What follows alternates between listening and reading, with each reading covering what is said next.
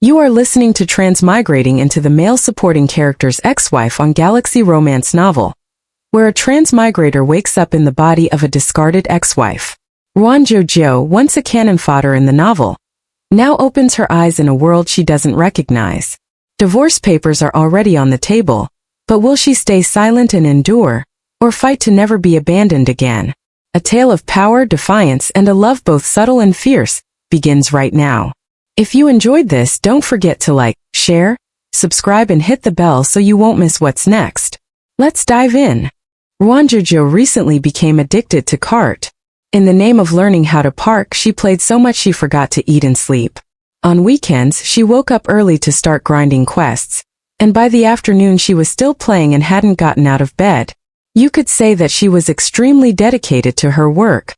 White Dragon Horse hadn't seen Ruan Jiu Jiu online for days. Depressed, she sent her a DM. "Jiu Jiu, what are you up to these days? Why haven't you come online?" Ruan Jiu Jiu's response was quite calm. "I'm practicing driving, busy with IRL stuff." White Dragon Horse. Practicing driving. Ruan Jiu Jiu, yeah, from my commute. She lied with a straight face. Her face didn't even turn red, and her heartbeat was normal. She easily fooled White Dragon Horse into going along with her. White Dragon Horse. "Oh yeah, in a few days we're planning to have a meetup IRL. Do you want to come? It'll just be the few of us, you know." Ruan Jiu Jiu, nah, I'd better not. She was a bit afraid that if these online friends turned out to know the original owner of her body, they'd dig out some of the original owner's messy affairs. That wouldn't be too good. White Dragon Horse. "It's just a small gathering, 5 or 6 people max. How about this? The meetup is scheduled for next weekend. You just think it over first. Even though I really want to meet you, I don't want to force you to do something you don't want to do." Ruan Jiu Jiu, "Sure, I'll think about it some more." Saying this, Ruan Jiu Jiu suddenly recalled that she didn't know if Chungjun had gone to his alumni reunion or not. She quickly brushed her messy hair and tied it up. Then she opened the door to check on what Chungjun was up to. Ruan Jiu Jiu said with a dark look on her face, "Don't tell me you're fasting again?" Chungjun's little of approval lightly floated over. He was just a step away from finally ascending to the heavens and achieving immortality. One meal had restored Chungjun's personality back to normal. His eyes no longer had that lifeless look, and now had a bit more spirit in them. With a look of helplessness, Ruan Jiu Jiu sat next to him and asked, "Hey, are you going to your alumni reunion?" Chungjun slowly responded, "No." At that, Ruan Jiu Jiu immediately envisioned thousands of ways that Chungjun had been violently bullied at school. She gentled her voice and said, "If you don't want to, then don't go." Chungjun cast a sidelong glance at Ruan Jiu Jiu, his entire face written with "What ridiculous things are you imagining?" As the most illustrious graduate of the school, representing the most influential figure among his year, he was the most sought-after person to attend the anniversary of the school's founding. But Chungjun didn't like to join in the hubbub, so instead he directly donated 1 million to his alma mater, making them pleased beyond belief. On the other side, Ruan Jiu Jiu's mind continued to churn out tragic scenarios. She looked sympathetically at Chungjun, trying to think of something to say to comfort him. Chungjun.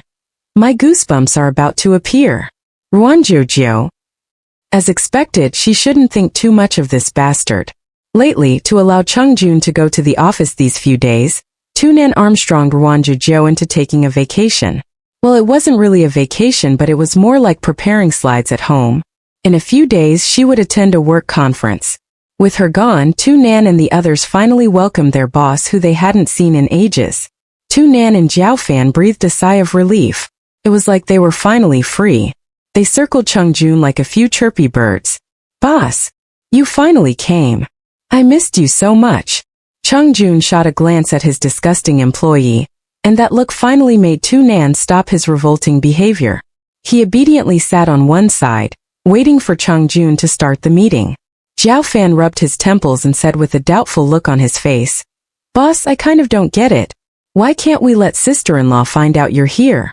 Chungjun calmly responded, "Because she doesn't know I'm the CEO of Jiaqing." The others. Wah. Fu Zicheng had a complicated expression. "Boss, you aren't being honest. You're already married, so why are you keeping your own wife in the dark?" Jiaofan. "Yeah, people need to have limits to their behavior."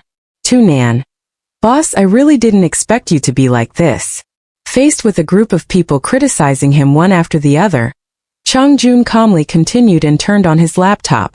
"Therefore, the main focus of our discussion today is the following issue." On the screen was written very clearly, "The others, perhaps, he was scared to tell sister-in-law?" They instantly fell into depression. Nowadays, without even needing to mention women specifically, who wouldn't like money? Finding out that your husband was a big boss, and even the boss of a company that you admired, wasn't this virtually as good as a meat pie dropping out of the sky onto your lap? Exactly what part of this was so hard to say? Tunan casually said, "Don't worry and just reveal your true identity. At most, she'd get mad at you for not telling her earlier. She'll have her little fit and then start happily shopping to her heart's content. If she's still mad, you can just buy sister-in-law an entire house of pretty clothes and bags. By then she'll definitely be out of steam. Plus, no matter how unhappy sister-in-law is, what's the worst that can happen? Divorce." Chung Jun's faint response. "Indeed. Tunan. Sorry for the disturbance, pretend I didn't say anything." This relationship issue was not just a household crisis. Tunan was already thoroughly defeated by the logic of women. After an hour of heated discussion passed, everyone unanimously agreed that immediately revealing the truth to Ruan Jiu Jiu was probably too abrupt. They had to do things step by step, first leaking some rumors, and then gradually letting her figure out more things. The group efficiently listed out Plan A, B, and C. Every bullet point had 3 or 4 lines of suggestions, skillfully transforming a simple issue into a business case. You could say that they were extremely efficient.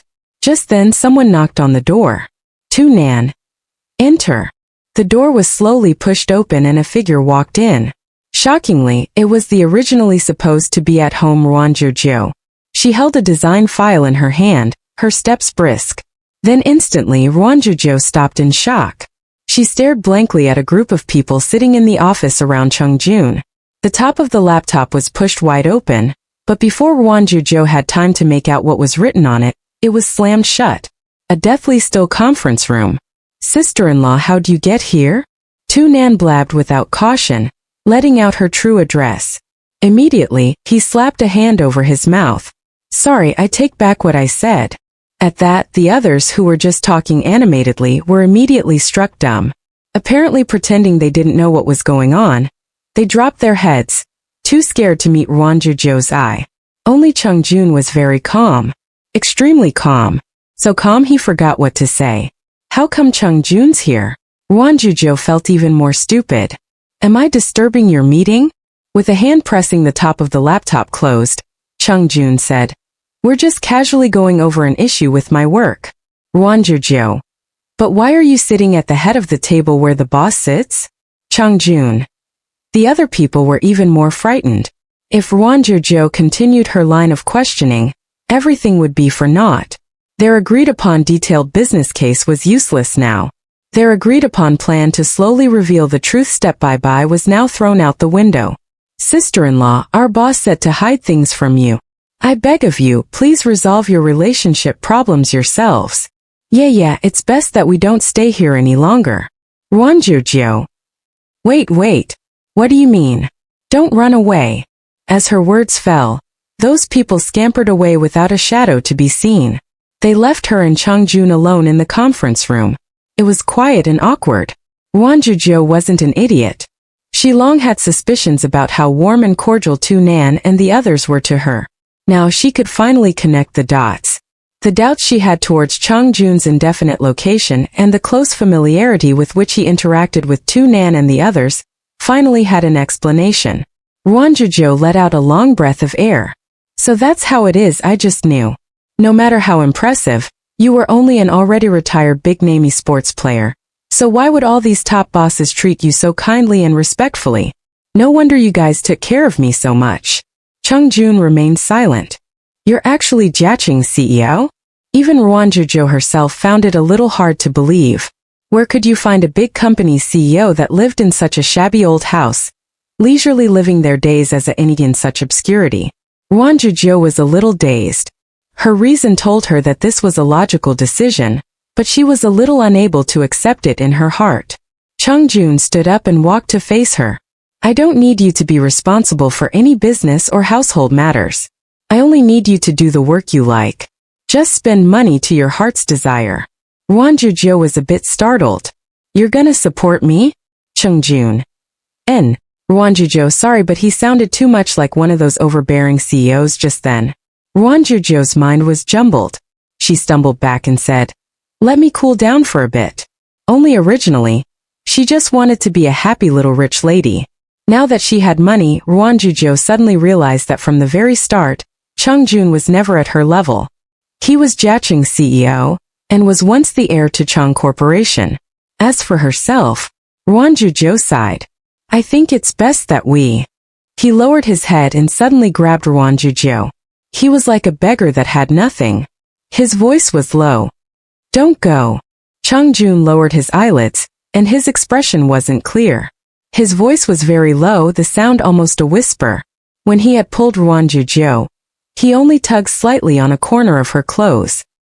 He tugged with the strength of a beached fish struggling with its last vestiges of life to get into the water, only to discover that it had already exhausted itself. The moment his words came out, Ruan Jiu Jiu was shocked motionless. For a moment, she didn't know what to say. Where had Chungjun's mind run off to? Her original intention was to say, I think it's best that we go home to have a proper discussion. Besides transmigrating into a novel, Ruan Jiu Jiu had never faced any large problems. Chungjun's identity involved her future. Ruan Jiu Jiu was just worried that if one day one of Chungjun's work matters fell through, his counterpart would hire an assassin in a fit of anger and wipe out Ruan Jiu Jiu from the face of the earth. Chungjun's hand didn't let go of her. Clearly, he was much taller than Ruan Jiu Jiu, but right then he looked like a pitiful child. Ruan Jiu Jiu's heart couldn't handle it anymore, and softened considerably. The thing she couldn't bear the most was seeing other people showing weakness to her. Just a look at Chungjun's forlorn appearance and Ruan Jiu Jiu couldn't get a word out of her mouth. With a gentle voice she asked, Is it okay for us to go back to talk? For other people to see them like this wasn't too good for Chungjun. You're not leaving? Ruan Jiu Jiu, we need to talk about this. He pressed his lips together and didn't say a word. It was like the two pointy ears on his head sadly drooped down as well. Ruan Jiu Jiu, the destructive power of this was just too high. She was a little unable to handle it. The two people silently went home. Ruan Jiu Jiu walked in front, and Chungjun followed behind. Tu Nan and the others hid dejectedly behind a corner, watching as Chungjun trailed Ruan Jiu Jiu. Right before he was about to go downstairs, he suddenly turned his head back. Those two sleepy phoenix eyes were half hidden by his lowered eyelids, and his pupils were very dark. They swiftly locked onto the location of the group. That death stare scared them into quaking in their boots, their hearts full of unspeakable misery. It's over, the boss is holding a grudge. Immediately, Fu Zicheng and Jiao Fan grabbed Tu Nan and started thrashing him. Under the onslaught, Tu Nan started yelling "Io, Io!" without stopping but didn't dare to fight back. Tu Nan's assistant saw from far away the scene of her own boss being ruthlessly attacked. She was very calm, immediately deciding to pretend that she hadn't seen anything. She took a detour around them to return to her office to rest. Chungjun turned his head back to look at Ruan Jiu Jiu. The faint traces of ruthlessness still lingering in his eyes immediately disappeared, and he regained his meek and helpless appearance. Ruan Jiu Jiu usually acted in a fierce manner. If Chungjun dared to be fierce towards her, she would be even fiercer. But when Chungjun targeted her soft spot, she was immediately at a loss and didn't know what to do. Only when they got home did Ruan Jiu Jiu finally sort out her jumbled thoughts. Chungjun's personality was slow to warm up to people and a bit antisocial, and indifferent to strangers. Though they were familiar, their relationship wasn't that close. The two of them had interacted with each other for a while now, so he had probably taken her as a family member. That was why he didn't want her leave. He lacked maternal affection, lacked family bonds, so he probably really just hoped for someone to accompany him. Voluntarily casting herself into the role of stepmother and elder sister, Ruan Jiu Jiu suddenly felt a lot of pressure. This maddening little kid was truly difficult to raise.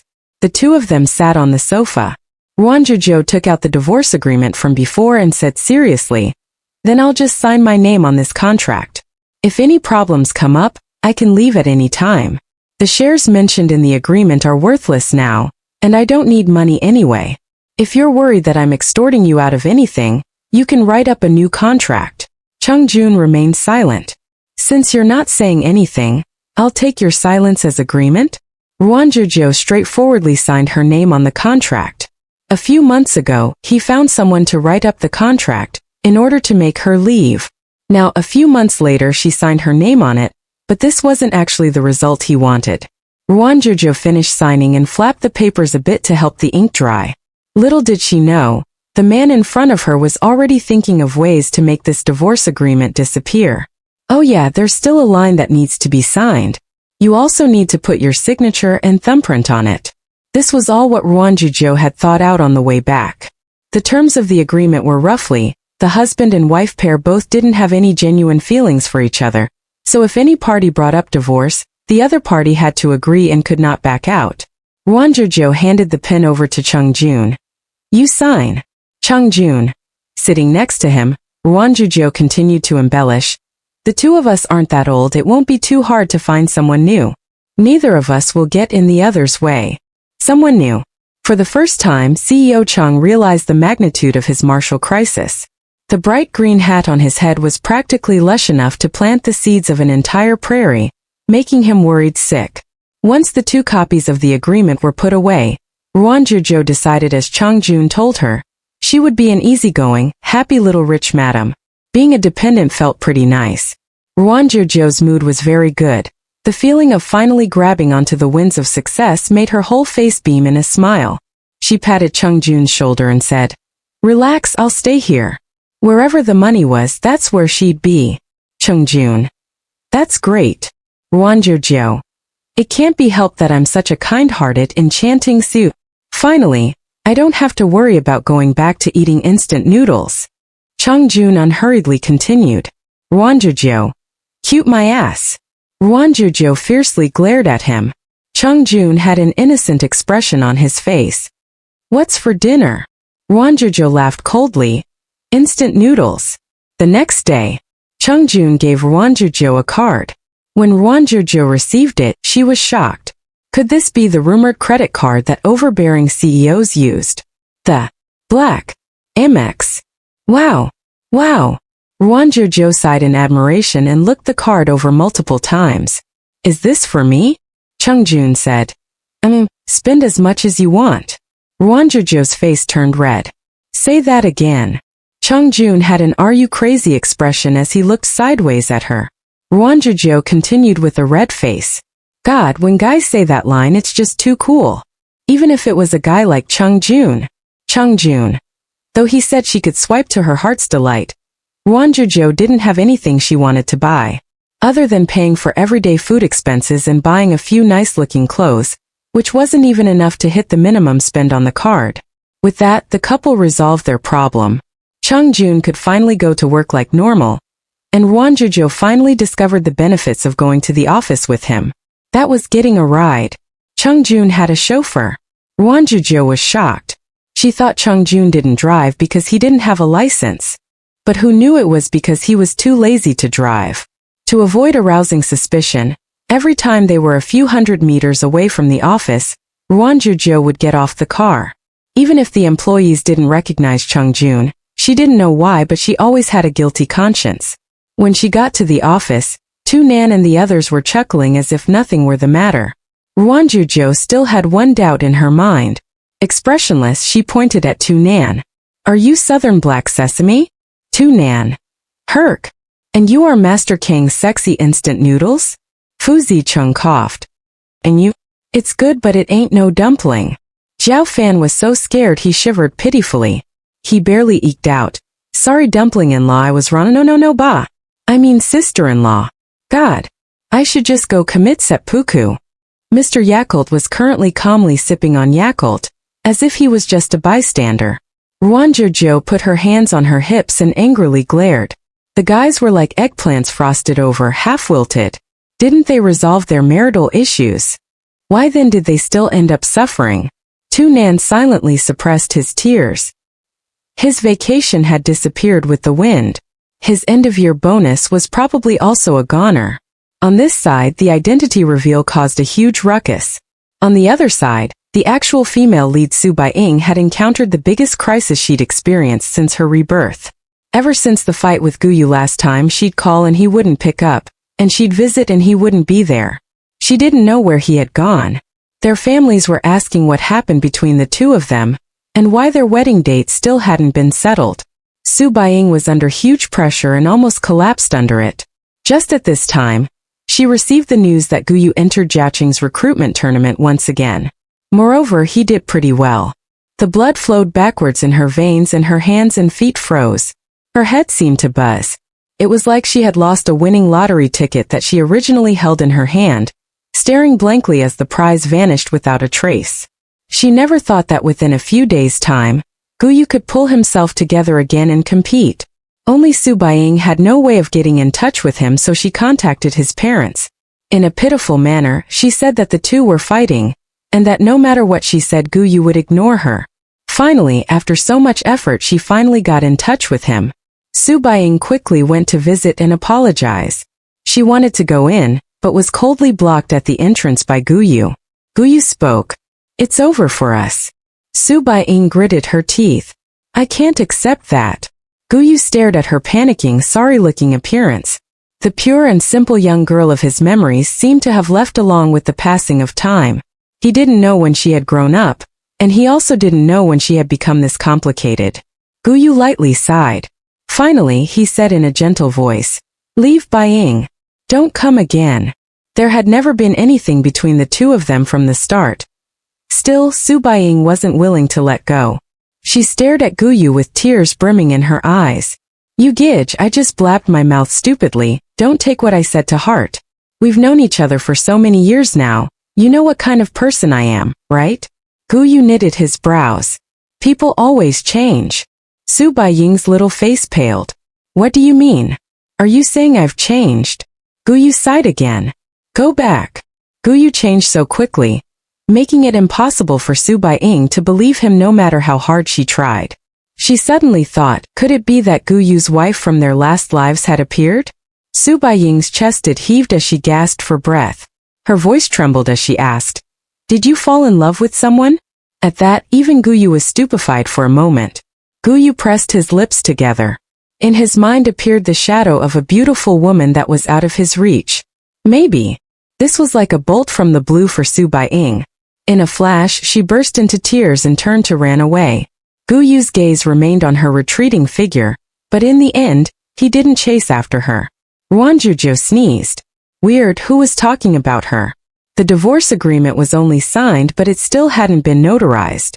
Ruan Jiu Jiu planned to first obtain the certificate of divorce, and then recommence spending her days with Chung Jun Thunk. Good unk. Even after turning the entire drawer inside out, Ruan Jiu Jiu still couldn't find a shadow of the divorce agreement.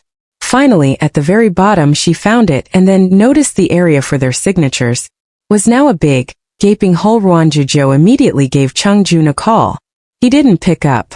Ruan Jiu Jiu continued calling as she took out the other copy of the agreement. Thankfully, the area for their signatures was untouched. Only it was on this day that Ruan Jiu Jiu saw clearly what name was signed on it. Cheng Xiao? This bastard actually signed as Cheng Xiao? Then she was the goddamn co-founder of the Communist Party, Chan Du Xiao. For a second, Ruan Jiu Jiu was speechless. She was truly defeated by Chung Jun's mental circuitry. Ruan Jiu Jiu dialed once again and Chung Jun finally picked up. Ruan Jiu Jiu said viciously, "Come back for a spanking." On the other side, Chung Jun spoke slowly. "You spent all the money?" Ruan Jiu Jiu. "I didn't even buy anything, how could it be go?" "It's not that. Look at what you've done. Were you the one who ruined the divorce papers?"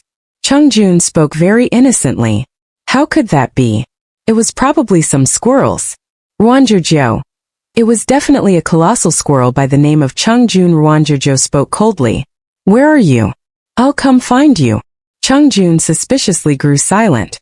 "I'm on a business trip." His voice was light and airy, with no substance to it. One just knew it was a lie. As soon as Chung Jun's words fell, Tunan's large pipes bellowed. "Boss, are you done with your call?" Ruan Jiu Jiu. Chung Jun. "With Tunan." Ruan Jiu Jiu. "I'm heading to the company right now."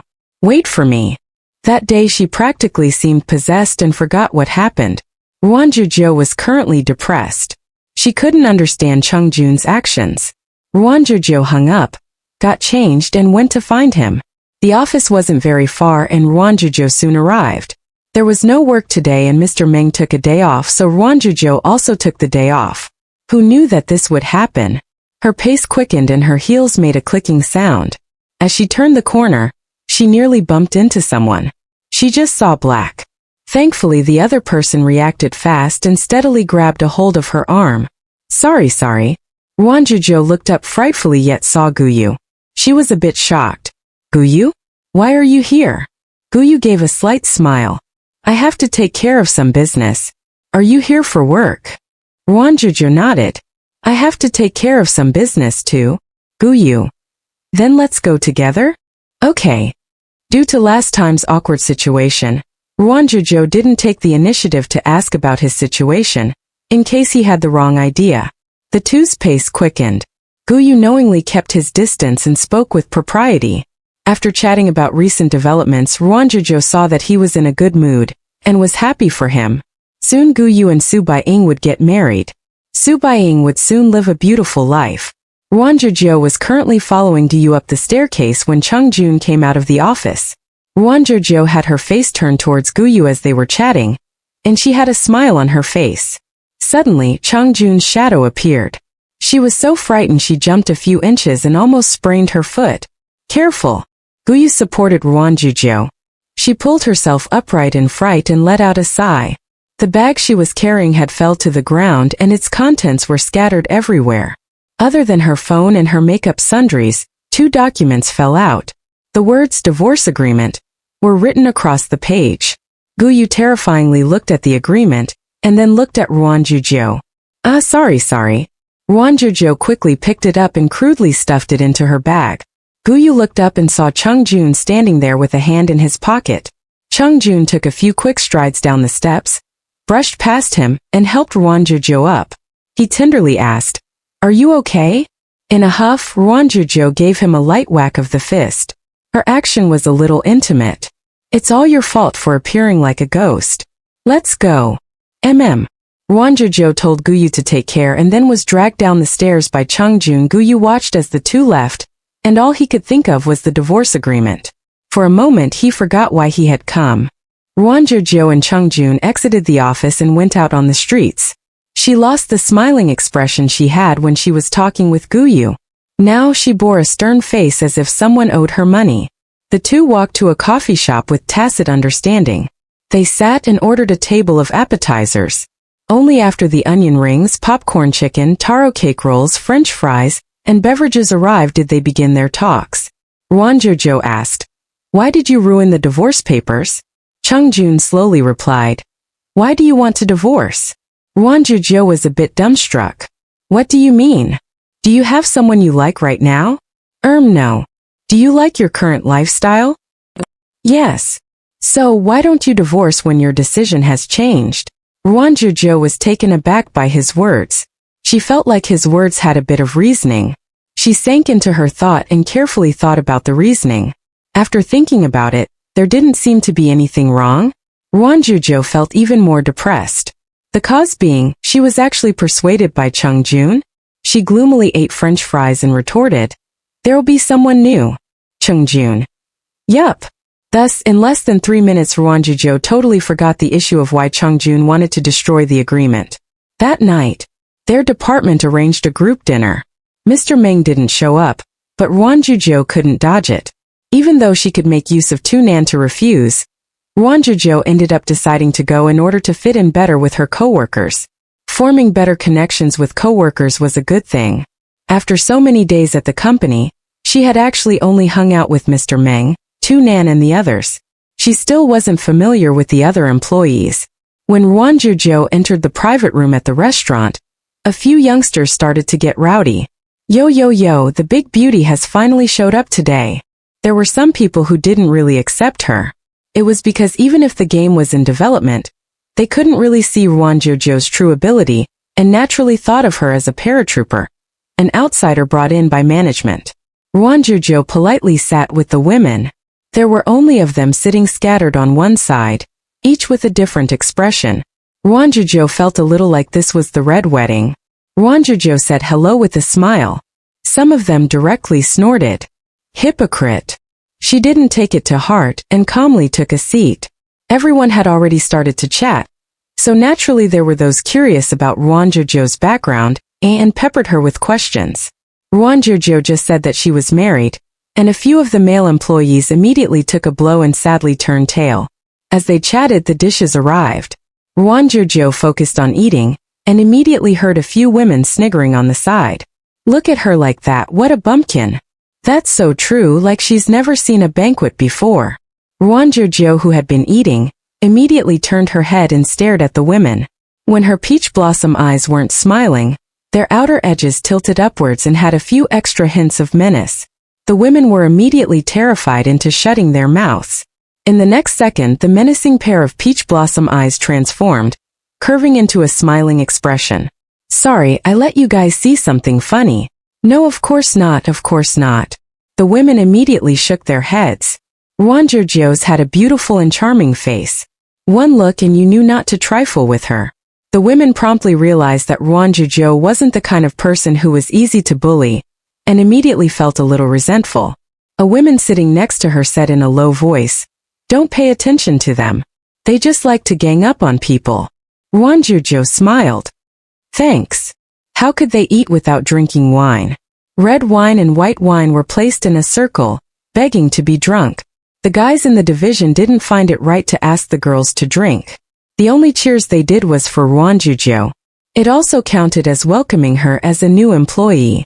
Ruan Jiu Jiu couldn't refuse and could only drink the glass.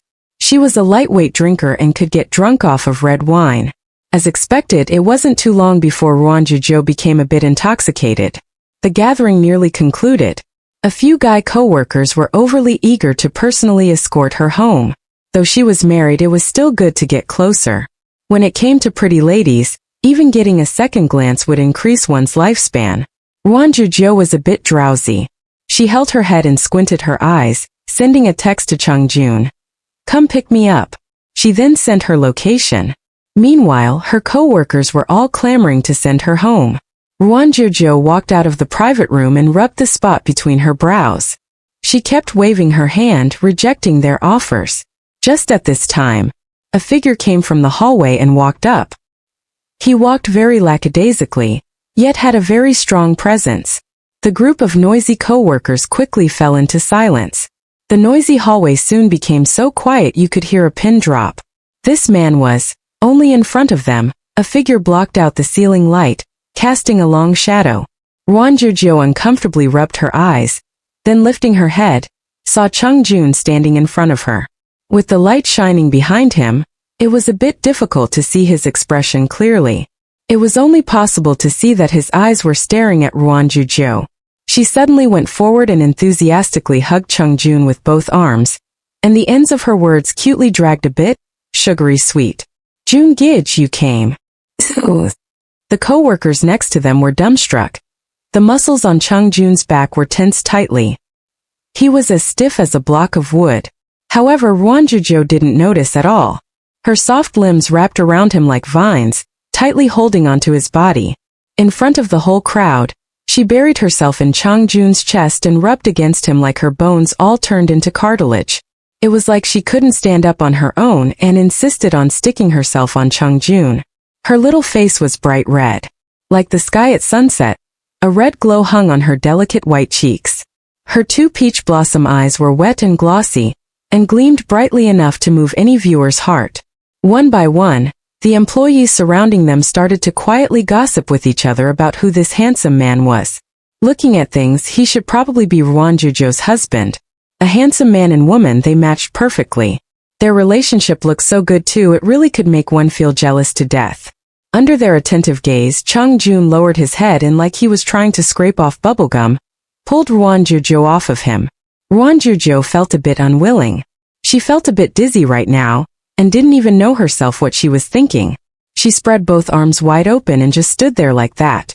Her hazy, intoxicated eyes made Ruan Jiu Jiu look like she could fall over at any second. She spoke.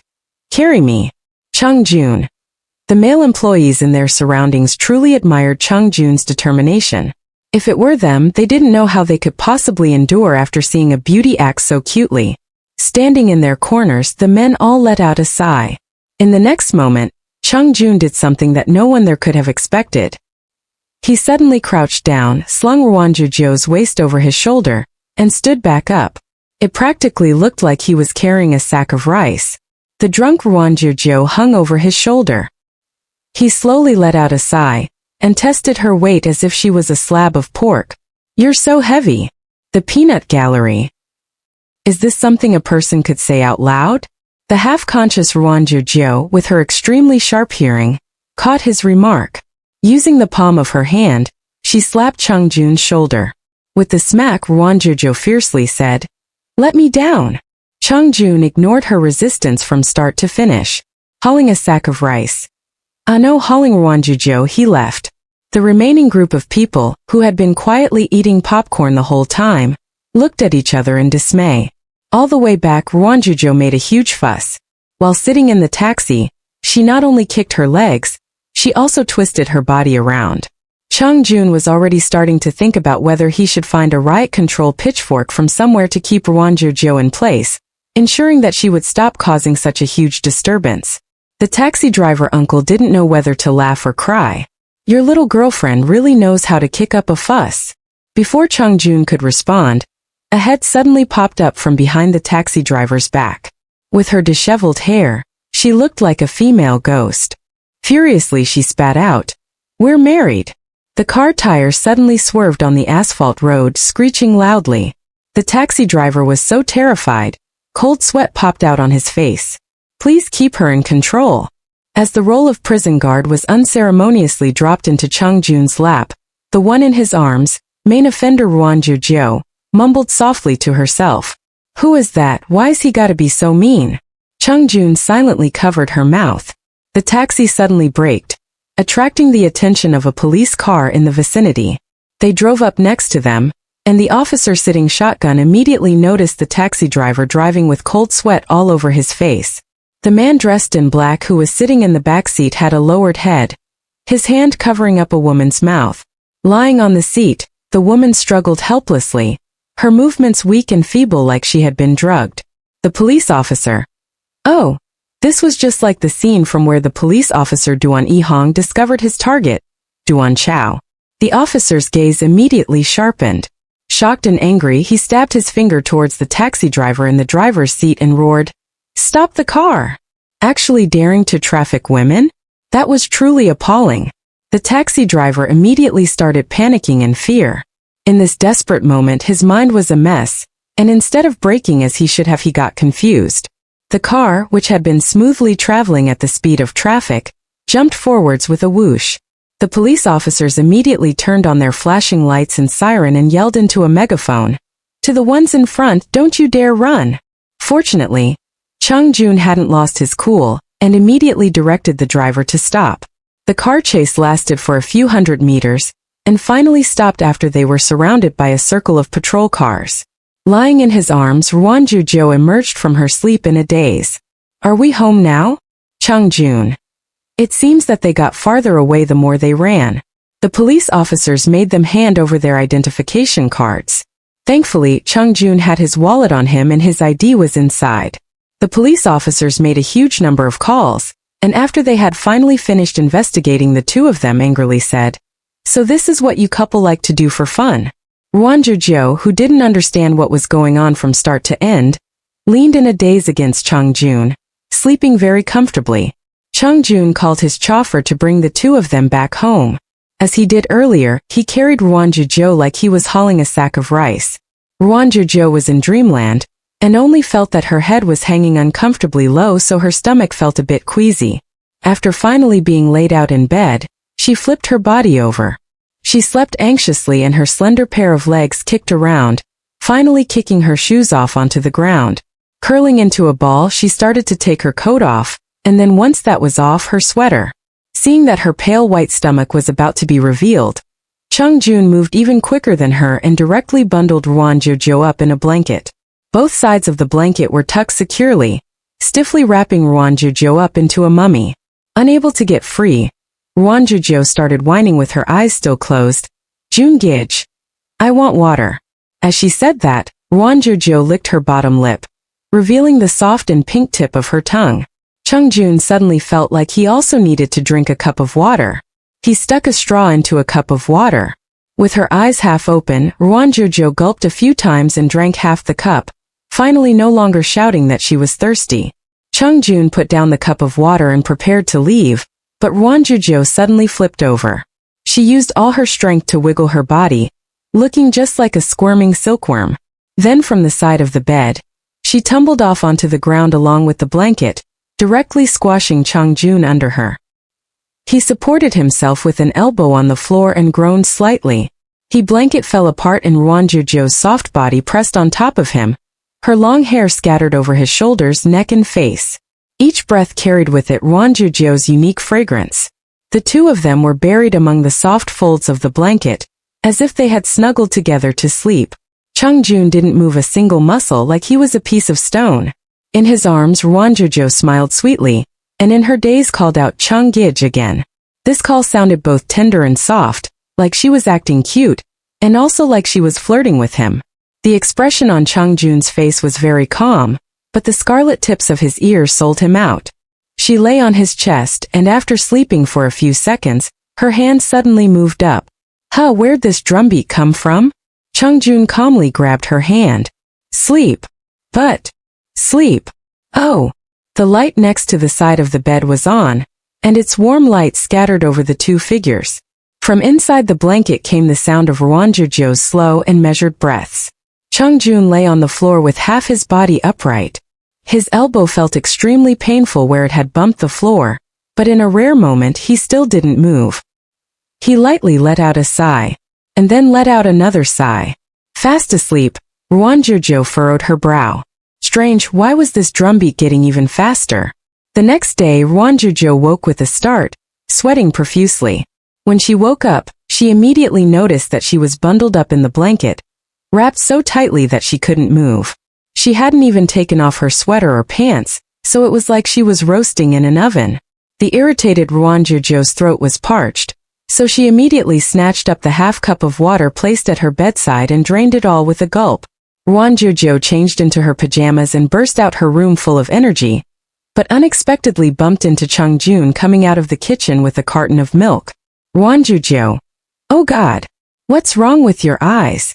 Chung Jun actually had days where he had eye bags. Chung Jun gave her a faint look, not wanting to talk.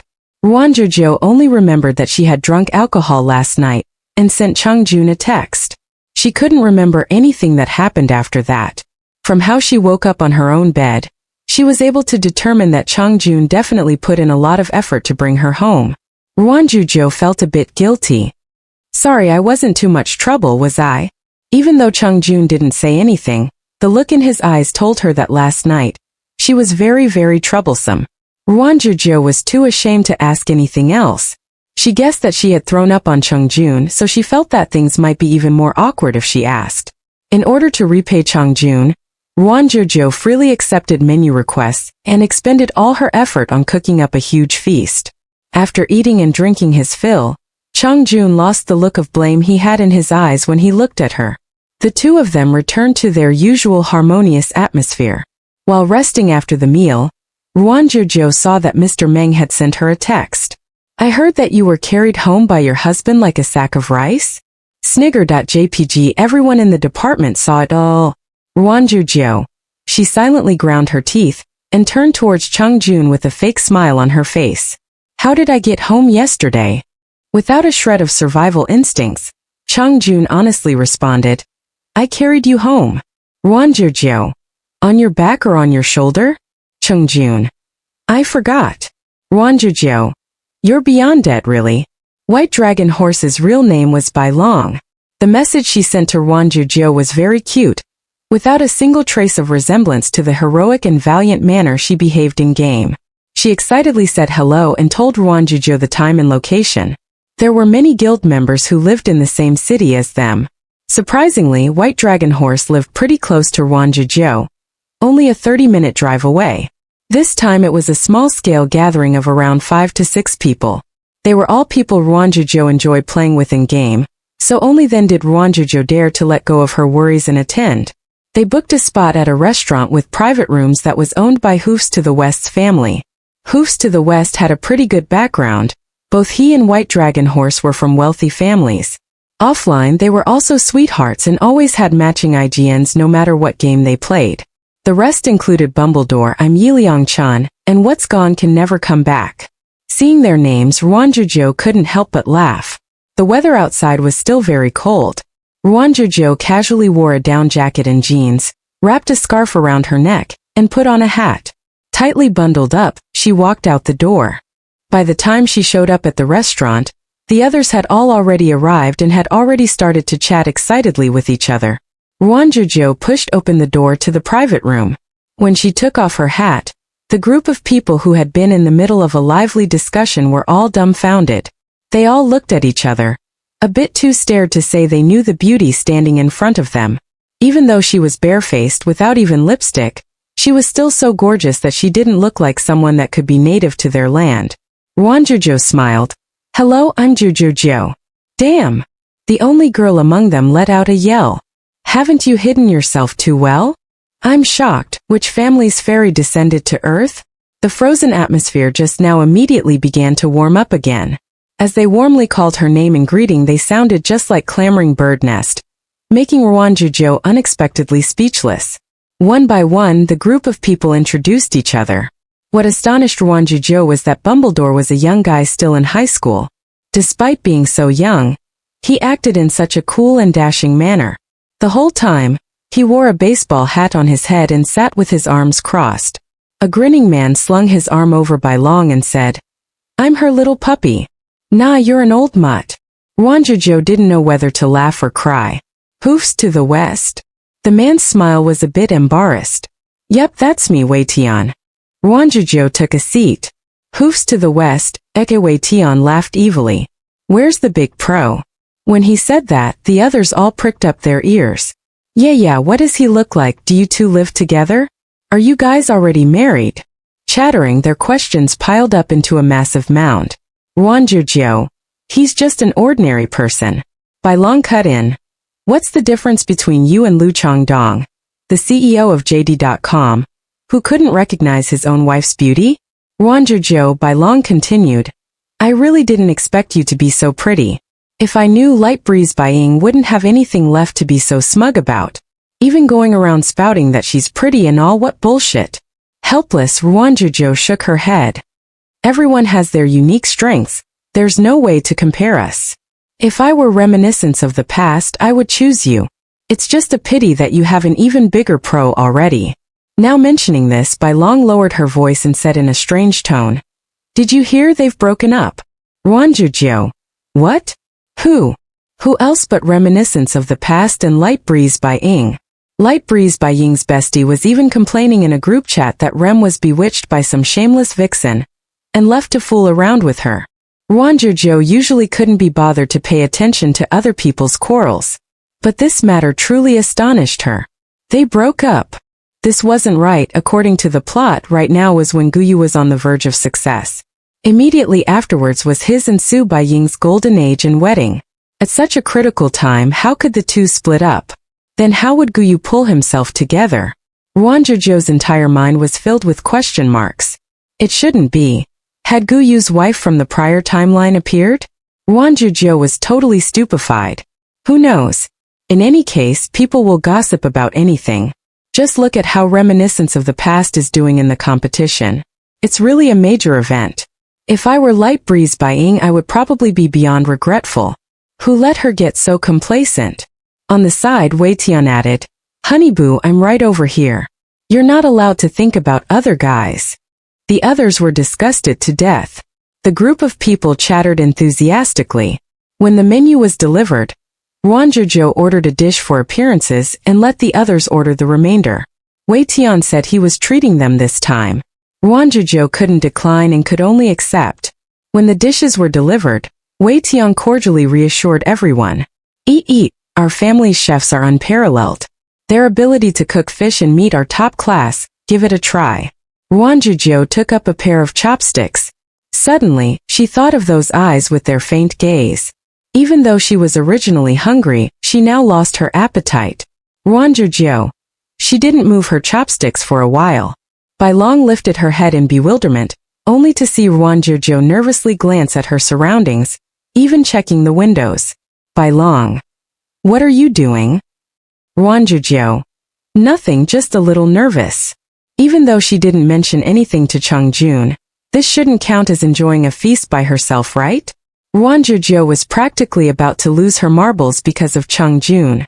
She straightforwardly put her phone on mute to avoid receiving any texts from Cheng Jun. Only then did she let out her breath and join the others in eating. The others. Are the women of Big Pros all this strange? Everyone happily enjoyed this meal together. Afterwards, they all added each other on WeChat, agreeing that on weekends they could go picnicking or hiking together. They could be counted as the first friends that Ruan Jiu Jiu made in this world. So she was very happy as she added them all on WeChat and agreed on a time for their next get-together. After exiting, it was snowing slightly outside. On the horizon hung a huge sheet of silver. Ruan Jiu Jiu wrapped herself in her jacket. The others said they would send her home, but were turned down. After stuffing herself, it was the perfect time to have a walk outside. Ruan Jiu Jiu lowered her eyelids and enjoyed the feeling of snowflakes landing on her face. Right then she heard a familiar light laugh. Astonished, Ruan Jiu Jiu widened her eyes. To her surprise, it was Guyu. Today Guyu was wearing a long gray coat. With a scarf wrapped around his neck, he looked gentle and refined. He had just come out of a tall building across the street. From far away he saw Ruan Jiu Jiu's silhouette and quickly walked up to her. Unnoticed by Ruan Jiu Jiu, there was some excitement in his pace. Ruan Jiu Jiu was a bit shocked. How are you here too? What a coincidence, how many times now have we bumped into each other by accident? Guyu smiled slightly. I was meeting an acquaintance here. Did you already eat?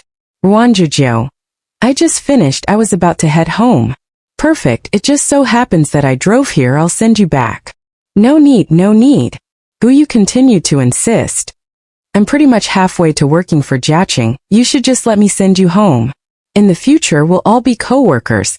There'll be more opportunities for us to meet. Ruan Jiu Jiu was unable to keep refusing him, and could only get in the back seat. Guyu's driving was very steady. It was a snowy day, so he especially drove slower. Or maybe it wasn't because of the weather. The heater was turned to the perfect setting. Ruan Jiu Jiu felt warm and cozy and shivered as she rubbed her hands together. Guyu glanced in the rearview mirror and smiled as he said, Are you very cold? It's okay. Ruan Jiu Jiu felt a bit awkward. She didn't know what to say to Guyu. All she could think about was the matter White Dragon Horse had told her about, regarding Guyu and Su Baiying's relationship. That was all unrelated to her, so Ruan Jiu Jiu only thought about it briefly before tossing it to the back of her mind. Guyu warmly talked about recent matters, not holding anything back to Ruan Jiu Jiu. This made Ruan Jiu Jiu feel a bit at a loss. He talked about his progress in the competition, his plans for the future, as if he was trying to familiarize himself to Ruan Jiu Jiu. She was unable to shake off the strange feeling. When she connected that to the matter with Su Baiying, Ruan Jiu Jiu didn't want to overthink things and one-sidedly imagine there was something between them, so she could only pretend like nothing was wrong and stare silently out the window. With a hand on the wheel, Guyu stared straight ahead at the road. His tone was very serene as he said, Regarding the divorce agreement I saw that day. Sorry, I'm being a bit presumptuous, but are you guys having trouble? Ruan Jiu Jiu didn't want to talk too much, so she only elaborated slightly. Some small matters between us, you shouldn't pay it any mind. Guyu took another look at the review mirror and gazed at Ruan Jiu Jiu with a thoughtful expression. When she got home, Cheng Jun was still in the study and didn't come out. Ruan Jiu Jiu changed out of her clothes and suddenly realized she couldn't find her phone. She looked everywhere but couldn't find it. So in the end she could only beg Cheng Jun for help. Knock knock knock. Ruan Jiu Jiu rapped on his door. Cheng Jun, quickly help me call my phone. I can't find it anywhere.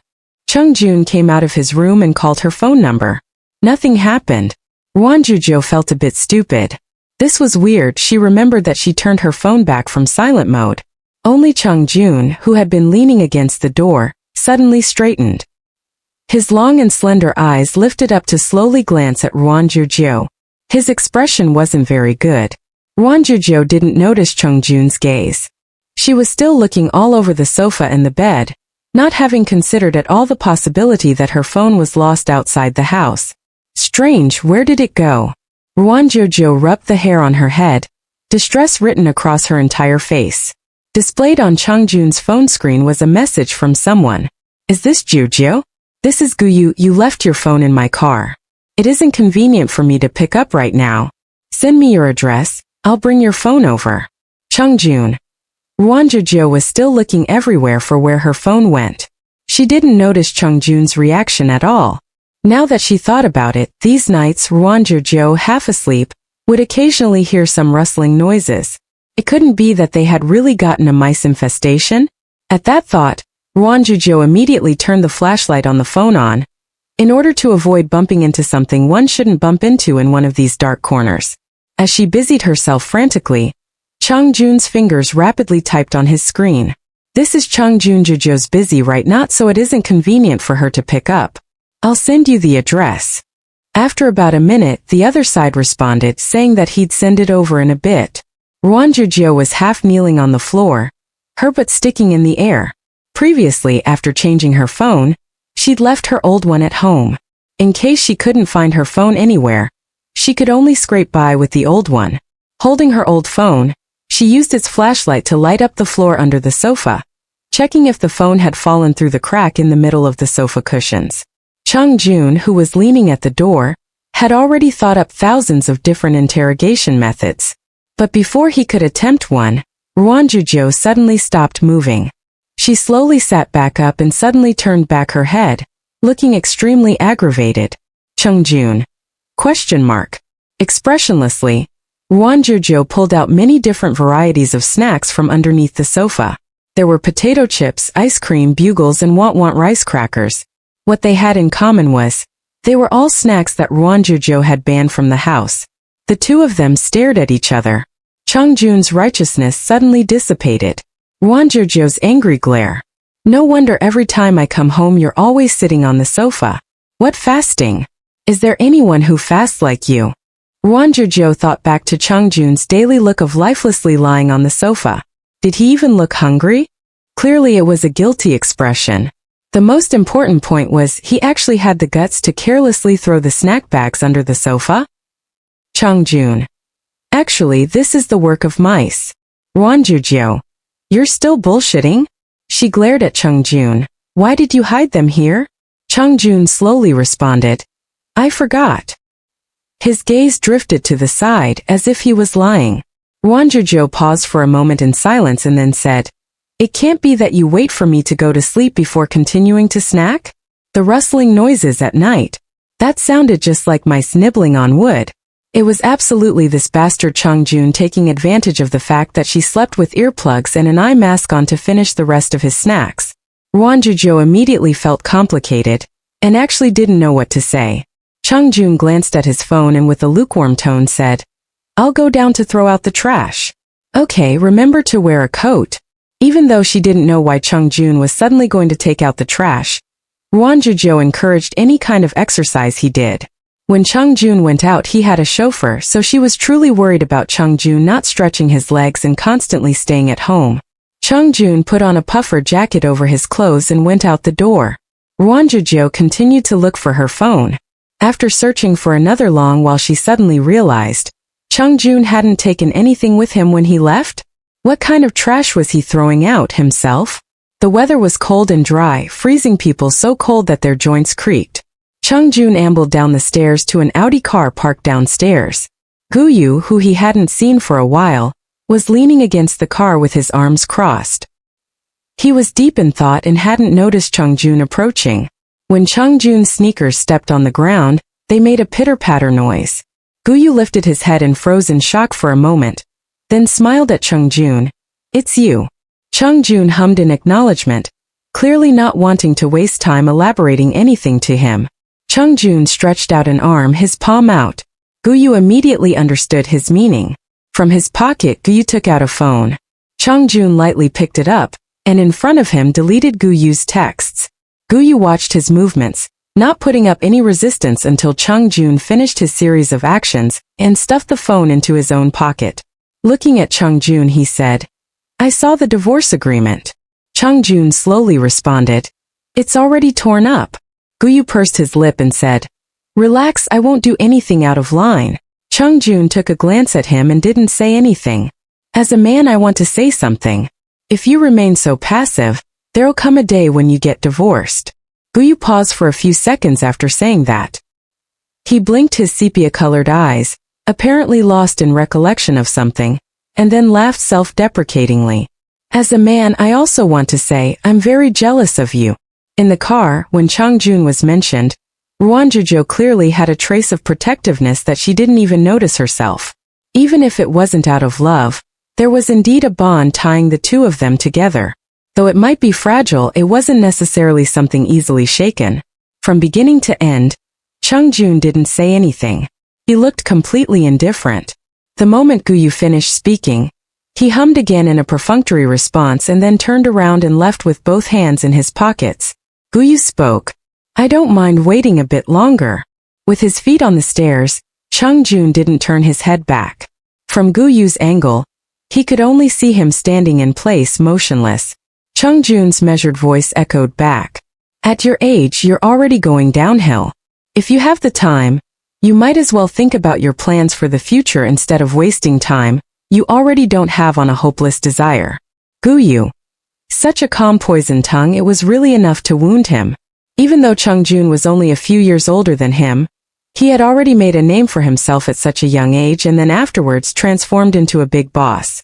Now he was just hiding his strength. Chang-jun wasn't like him, still struggling for his future. His words were indeed accurate. If you compared the two of them, an ordinary person would easily decide who to pick. Guyu's expression was solemn. I understand, I'll do my best. Chang-jun hummed an acknowledgement and slowly went up the stairs. When he came home, Ruan Jiu Jiu cast a baffling look at his apparently good mood. Suspicious, she asked. You didn't eat something good, did you? Chang-jun's gaze seemed to have a trace of disdain in it. I'm not like you. Ruan Jiu Jiu. She was unexpectedly left speechless. Chang-jun changed his shoes. Only then did he take out a phone from the pocket of his puffer jacket and hand it over to Ruan Jiu Jiu. This is yours. Ruan Jiu Jiu was startled, and then immediately she happily took her phone back and turned it on. As expected, everything was in proper working order. Both shocked and happy, she asked, Where did you find it? Chang-jun calmly told a lie. The hallway.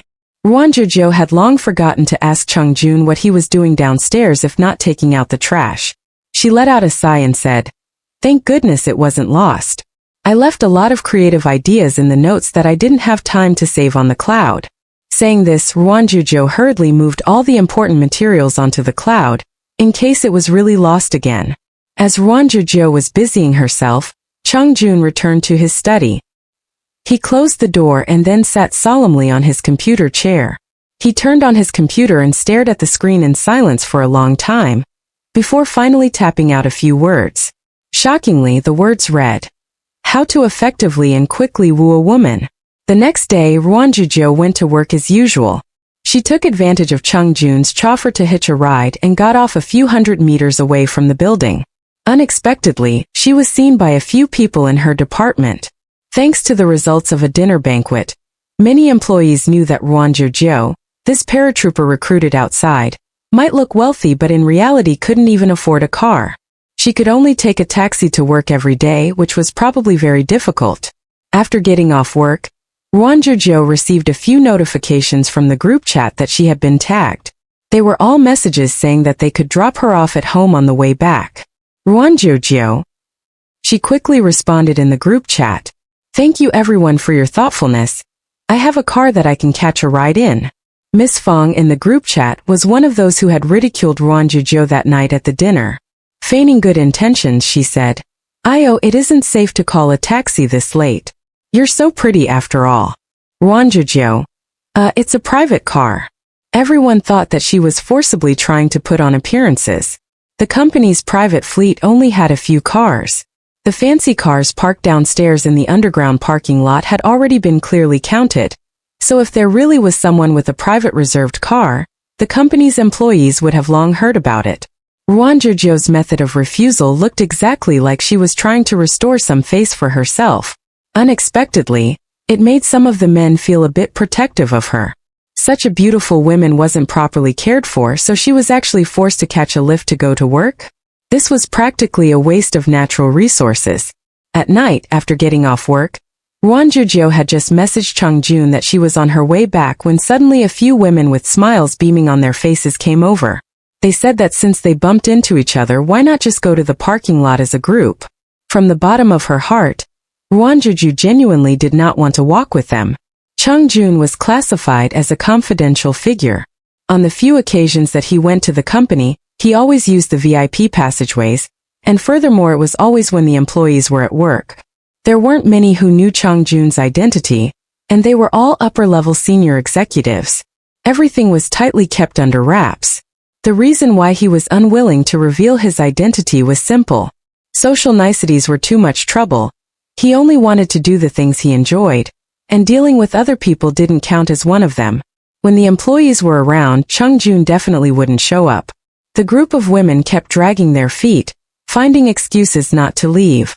Ruan Jiu Jiu was under too much pressure, and could only go with them in the direction of the parking lot. With her head lowered, Ruan Jiu Jiu rapidly fired off a few messages to Chung Jun. For the time being I won't go look for you, let's meet up later. Oh, who are you messaging? Without any tact, Miss Fong slid over. Ruan Jiu Jiu immediately covered her screen. Calmly, Ruan Jiu Jiu responded, "It's nothing." "Oh yeah, what does your husband do?" At the mention of Ruan Jiu Jiu's husband, the women immediately surrounded her with interest.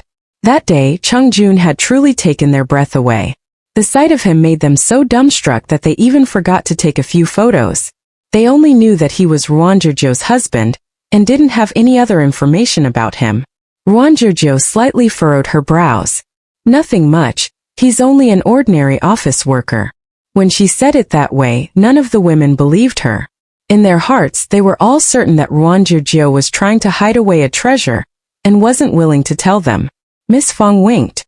"How is it in that aspect?" Ruan Jiu Jiu suddenly stopped walking. They had just gotten excited, so suddenly seeing Ruan Jiu Jiu stop, they momentarily felt a bit embarrassed and thought that she had gotten angry. For the sake of keeping her work steady, Ruan Jiu Jiu didn't want to cause any conflicts with other employees to avoid causing trouble for Tu Nan and the others. She endured a bit and said, "I need to wait a bit for someone, you guys go ahead." Next to Ruan Jiu Jiu, a Land Rover that cost a few million yuan stopped. The women were very clear about it, considering that Boss 2 had ridden it before. They thought that Ruan Jiu Jiu wanted to use the boss's car to bluster a bit, and couldn't help but look at each other and smile with a tacit understanding. Sure enough, what was the use of looking pretty? She didn't even have money. Just look at the way her husband treated her that day. It was likely that one day, the feelings between the two would fall apart. Having reached a satisfying conjecture, the women felt extremely pleased and left to their own cars. Driving their cars, they even especially drove in a circle past Ruan Jiu Jiu to show off their Audi and BMWs. Successfully obtaining Ruan Jiu Jiu's look of disappointment at not having a car, they finally drove off in a swagger. Ruan Jiu Jiu stood standing in her original spot and faintly let out a sigh. Just look, other people have their driver's licenses. Only she didn't. She couldn't shake off the feeling that she was falling behind. At night, sitting in the car with Chung Jun on the way home, Ruan Jiu Jiu brought up the matter of obtaining a driver's license again. Chung Jun fell into silence. Using cart. Ruan Jiu Jiu. How is that possible? It really isn't a good reference for reality. No matter what anyone says, it's definitely better to use GTA or Crazy Racing Cartrider. In shoddy standard Mandarin with an attempt at a Cantonese accent, Ruan Jiu Jiu pledged, "One day, I will also drift around the parking lot, becoming the most beautiful car owner of them all." That night, Ruan Jiu Jiu slept very soundly. She dreamed that she became an expert driver, on the level of those from Fast and Furious. She excitedly spun her wheel to the side and slammed her foot on the gas, drifting beautifully. In the quiet and peaceful room, the sound of a sudden banging was suddenly transmitted. It was the muffled sound of a foot repeatedly banging on the bed. Sitting in the living room, Chung Jun was just quietly tearing open a bag of Maltesers chocolate candies. Hearing a thud, he shook, and an entire bag of Maltesers poured out onto the floor, signaling their demise. Sitting on the sofa, he sunk into silence. This matter illustrated that wanting to snack secretly wasn't easy to accomplish. Gossip at the company covered all manner of dirty things. Ruan Jiu Jiu didn't pay any attention to it. She had already decided to sign up for a driving school after passing the end of the year. After obtaining her driver's license, she could start to drive. Ruan Jiu Jiu made some calculations and figured that buying a cheap scooter was doable. After getting her pay for the month, she could treat Chungjun out to a huge feast. Ruan Jiu Jiu also had another secret. When chatting with Tu Nan and the others, she unintentionally found out that Chungjun's birthday was the first day of the new year. It just happened that she had been saving her pay this month, so she could give Chungjun a memorable birthday. Ruan Jiu Jiu had always had a kind of mysterious ceremonial solemnity towards holidays and special days. This had because of her own birthday. She was born on February 29th, and could only celebrate once every 4 years. She loved the atmosphere of birthday celebrations, but it was a pity she couldn't experience it too often for herself. No one had really ever remembered the pitifully few birthdays she had. Ruan Jiu Jiu decided to think of it as celebrating her and Chungjun's new life in this world, so she had to properly make plans. Today she got off work early. Chungjun wasn't at the company, so Ruan Jiu Jiu planned to go out by herself for some shopping. She bundled herself up in a long windbreaker, put on a face mask and scarf, and walked briskly amidst the cold winds. Perhaps because her time of the month was about to start, Ruan Jiu Jiu really wanted to eat something sweet, especially soft, fluffy souffle cheesecake. Remembering that there was a shop with pretty good desserts in the area, she immediately headed over in high spirits. Ruan Jiu Jiu's steps were quick. That cake shop was only a few hundred meters away, only a 10-minute or so walk. She had already decided what to get for herself, but since she was stopping by, she also needed to bring some for Chungjun. Just at this time, someone called her name from behind. Ruan Jiu Jiu. Ruan Jiu Jiu blankly looked back. Behind her stood a middle-aged man, bundled up tightly like her. He wore a down jacket and had a short, dumpy stature, a bit obese. The look on his eyes appeared very good-natured. Ruan Jiu Jiu stared blankly in surprise. "You are?"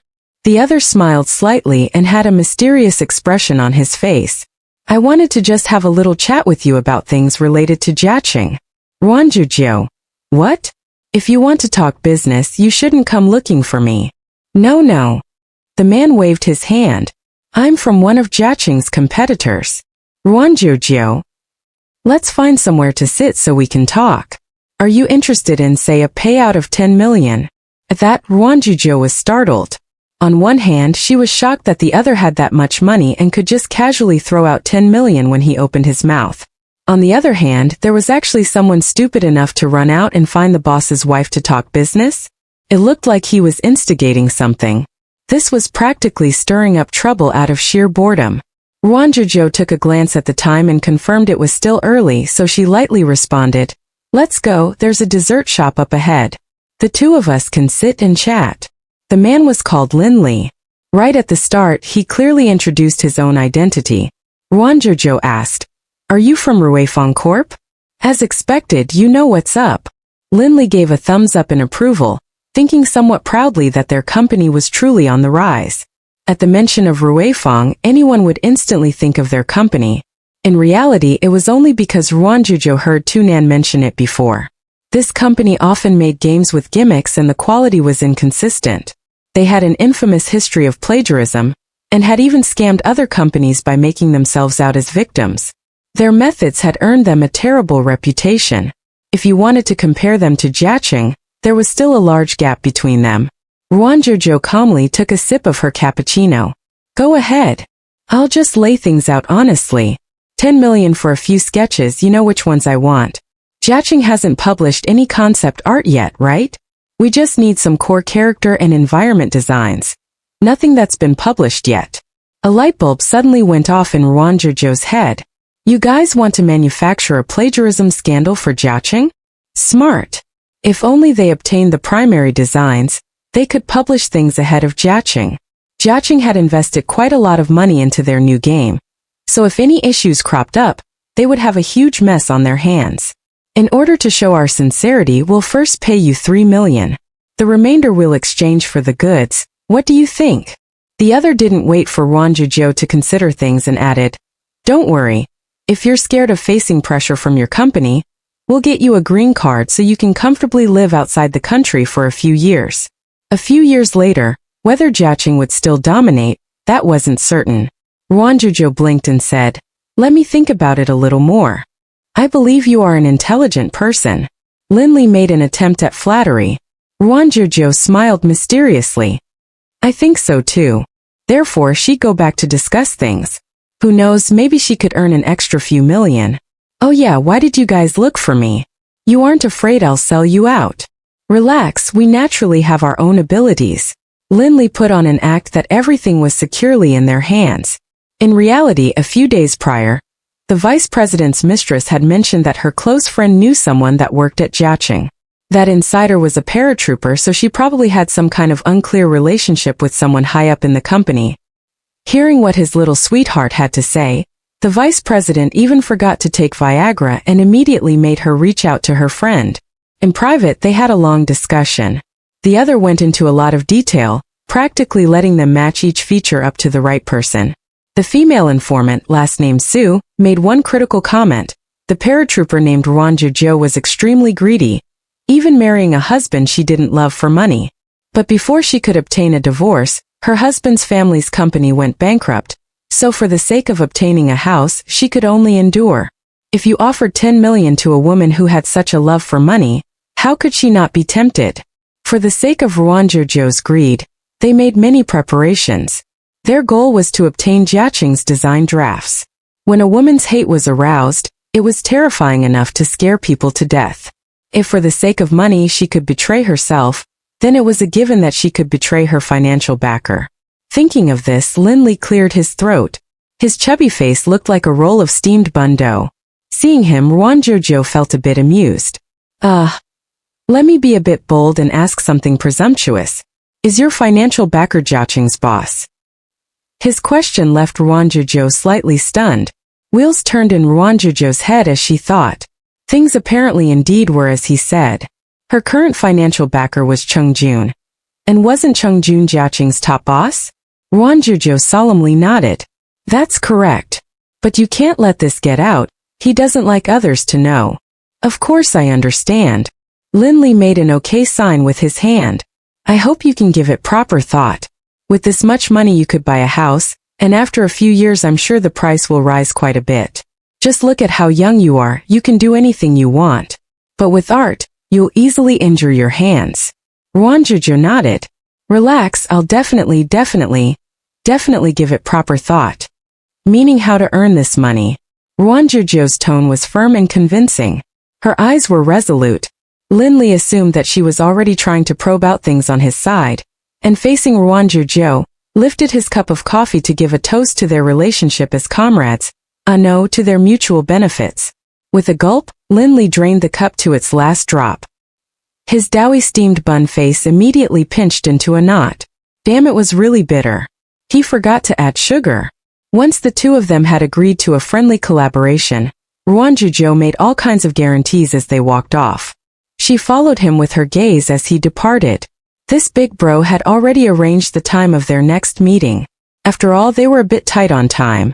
They had to make use of every second to drag Jiaqing down. Ruan Jiu Jiu hummed a tune in a pleasant mood. When she got home, she started to call Cheng Jun's name immediately once she entered the door. Jun, where are you? Quickly come out. I have something to discuss with you." As she said that, the door to the bathroom opened. In his pajamas, Cheng Jun was still a bit damp from his bath. Water droplets glistened on his skin and his wet hair dripped water everywhere. He only gave it a perfunctory wipe with the towel. His pale skin was a bit flushed from the warmth of the hot steam, and his whole appearance carried a lazy air with it. His collar was slightly unbuttoned, revealing slender and seductive collarbones. The beautiful sight in front of her made Ruan Jiu Jiu swallow in a bit of a daze, her throat suddenly dry. Her face flushed red all over. Even though she was already used to Cheng Jun, this guy was still good-looking to death. Cheng Jun walked up and carefully examined Ruan Jiu Jiu. His black eyes looked very profound. When he lowered his head, the distance between the two of them suddenly shortened considerably until she could practically feel the steam coming off of him. Ruan Jiu Jiu stammered. "What are you doing?" He earnestly asked, "Did you catch a cold? Ruan Jiu Jiu, can you please refrain from cursing me?" Only she had almost been distracted by Chung Jun, and forgot what she was going to say. Ruan Jiu Jiu regained her attention and gave him a glare, continuing, "What happened is, today someone came to find me. They said they wanted me to steal a few design drafts from Jiaqing." Slowly, Chung Jun paused in the middle of rubbing his hair dry. Do you think we can successfully execute this business opportunity?" Ruan Jiu Jiu blinked with a crafty look in her eyes. Husband and wife quickly exchanged a telepathic look. It looked like it was possible. Chung Jun said that since the other party wanted Jiaqing's design drafts, then they should give it to them. Only, the design drafts they gave were the rejected ones from their first iteration that they weren't using anymore.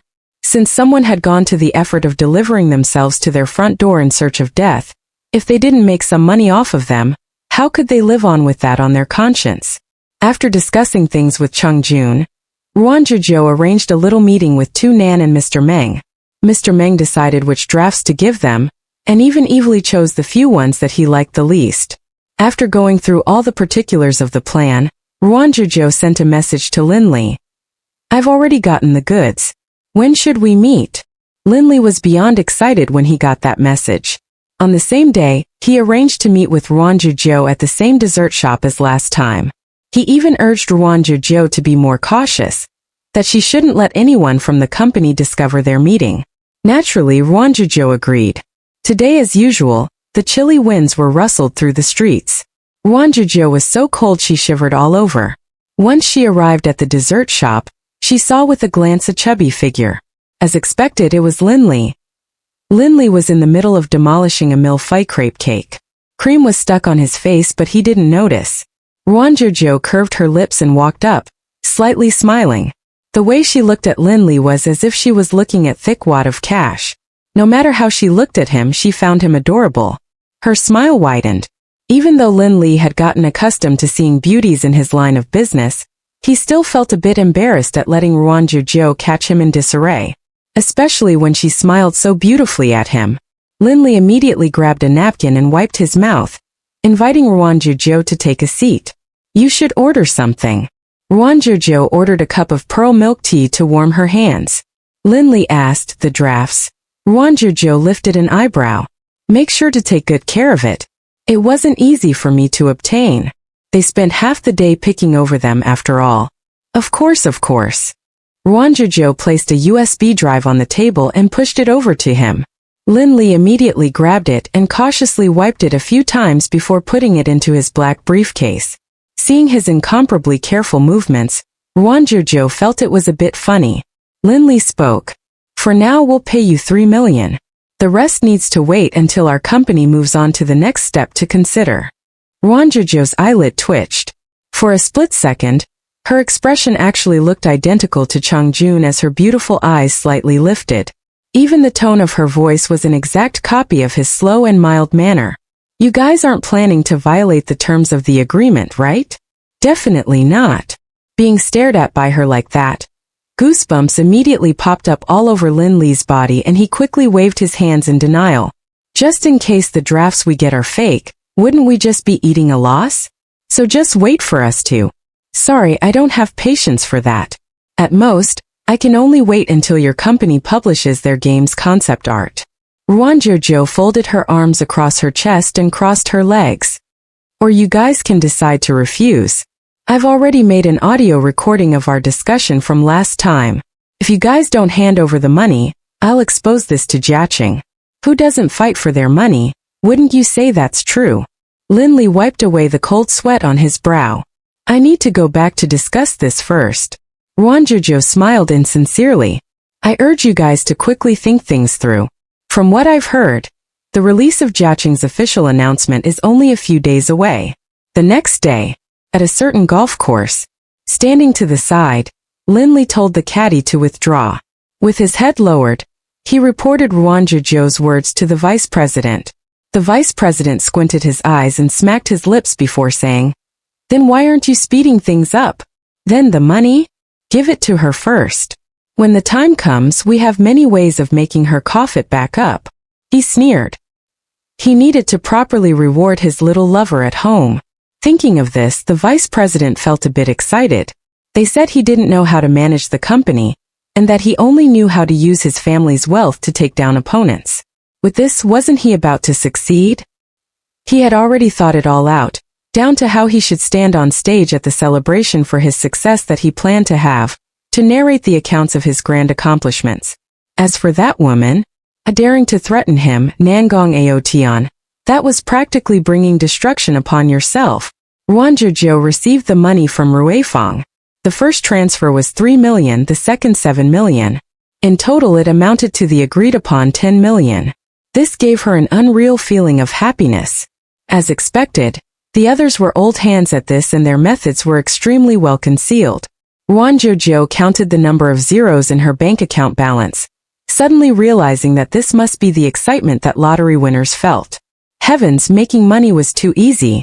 Ruan Jiu Jiu leaned against the doorframe with an earnest expression.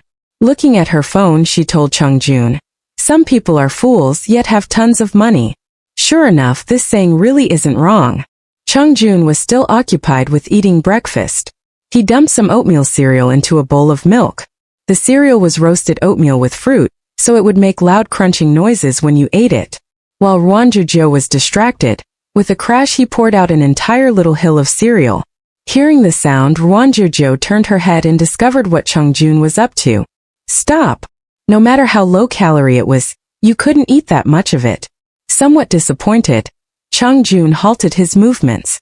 Then, before Ruan Jiu Jiu could react, he shook his hand again. Quite a lot of sweet little oatmeal flakes poured out, almost bouncing out of the bowl. Ruan Jiu Jiu, some people are fools yet have tons of money. Who exactly was this talking about? Let's divide up the money.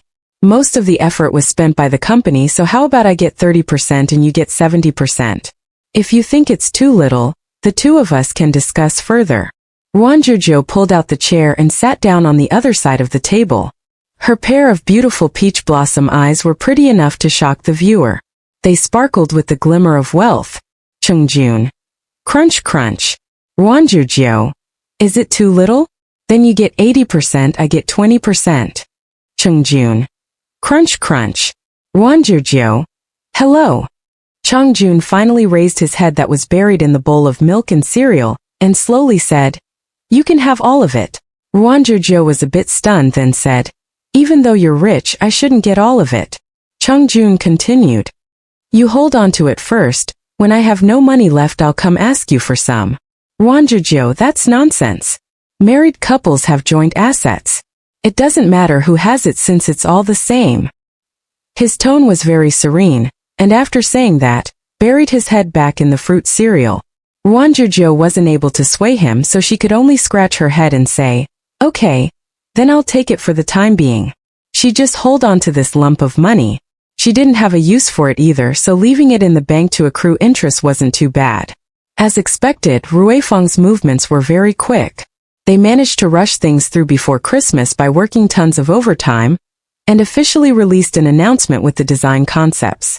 On the surface, everything looked decent, as if things really worked out like that. Before this, Jiaqing had already announced the name of their upcoming game to be. Ruifang used a similar name.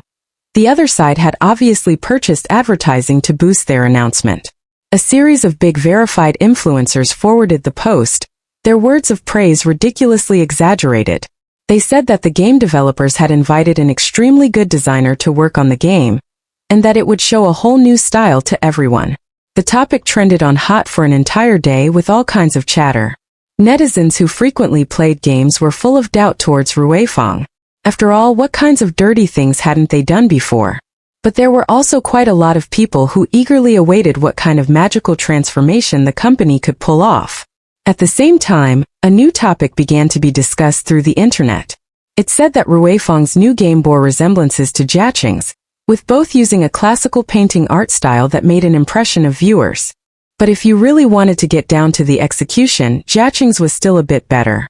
At the same time, Jiaqing, who had originally said that they would be releasing an announcement tomorrow, was totally silent. They said that there were some issues, so they would delay it by 3 days. When this came out, netizens were all shocked. They didn't know what was going on with Jiaqing. This was the first time that they had ever postponed anything. Could it be that they encountered some kind of problem? On their side, Ruifeng was beyond pleased. Sure enough, that woman didn't give them fake drafts, so Jiaqing really did end up running into a problem. Jiaqing's employees were in an uproar. Besides those in senior positions at the company, all the employees were clear on where the problem originated. It wasn't clear who, but someone started spreading the rumor that there was a hidden traitor in the company that leaked their design drafts outside. They even hinted that the traitor's name was Ruan Jiu Jiu. When Ruan Jiu Jiu showed up to work, she immediately noticed that the way some employees looked at her was a little off. But because her arrival was always very high profile anyway, Ruan Jiu Jiu was used to other people staring peculiarly at her, so she naturally didn't pay it any attention. It was only until there were people furtively whispering behind her back. Check that out, she sold out the company but still dares to come to work. Tunan sent a message to Ruan Jiu Jiu. Someone in the company has started a rumor that you're the one who leaked the materials. It's probably a corporate spy from Ruifeng. Sorry sister-in-law, but you'll have to endure it for a bit. We'll speed up the process of identifying who it is. Ruan Jiu Jiu blanked out for a bit, then jokingly replied, Sure, I won't run. Sitting in the office, Mr. Meng leisurely asked, How are things? Wanna lighten up the mood? Ruan Jiu Jiu. Lighten up the mood? A strange light flashed in Mr. Meng's eyes. Let's watch together. You'll definitely fall in love with Saotama-sensei. Ruan Jiu Jiu.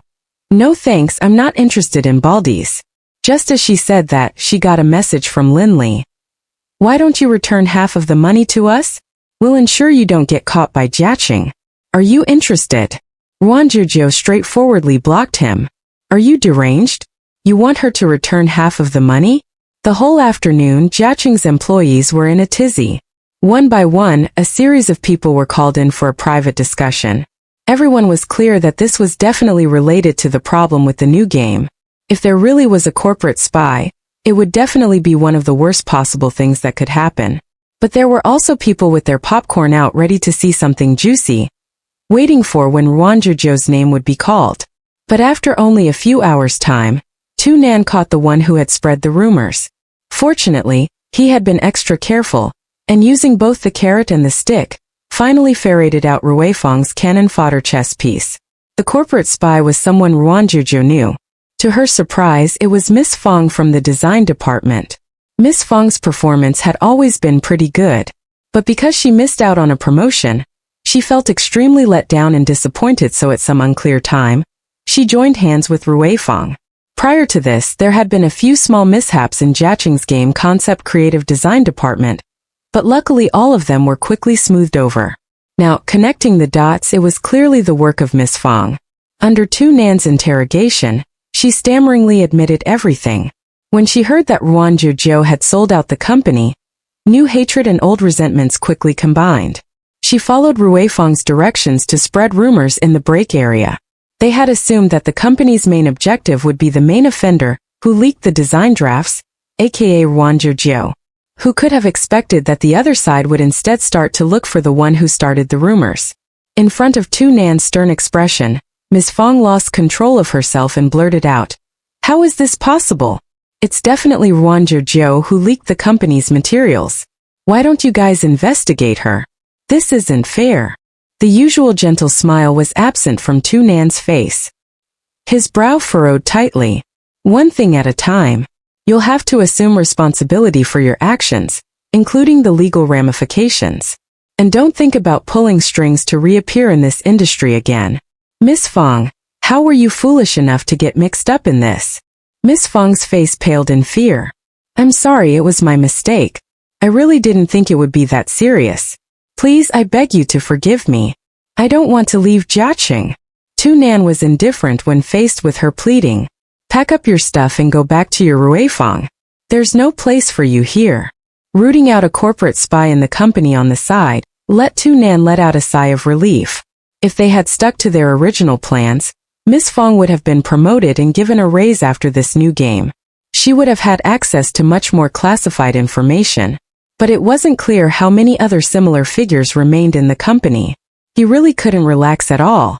Thinking that a certain somebody was still sleeping in at home, Tunan felt full of resentment. He really wasn't happy at all, He also wanted to delegate all his duties. Miss Fong left in tears, carrying a box of her things. The rumors spread quickly both up and down the ranks in the company. Everyone's tongues were wagging. Only a few minutes later, Ruan Jiu Jiu was called over to Tu Nan's office. The employees at the office were in an uproar. Some of them couldn't suppress their curiosity. Pretending to go to the restroom, they sauntered past Tu Nan's office.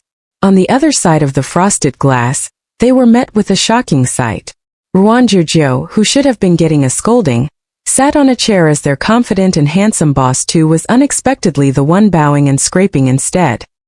His face was even wreathed in smiles as he handed a cup of coffee over. The employees watching this scene. Heavens, what were they seeing?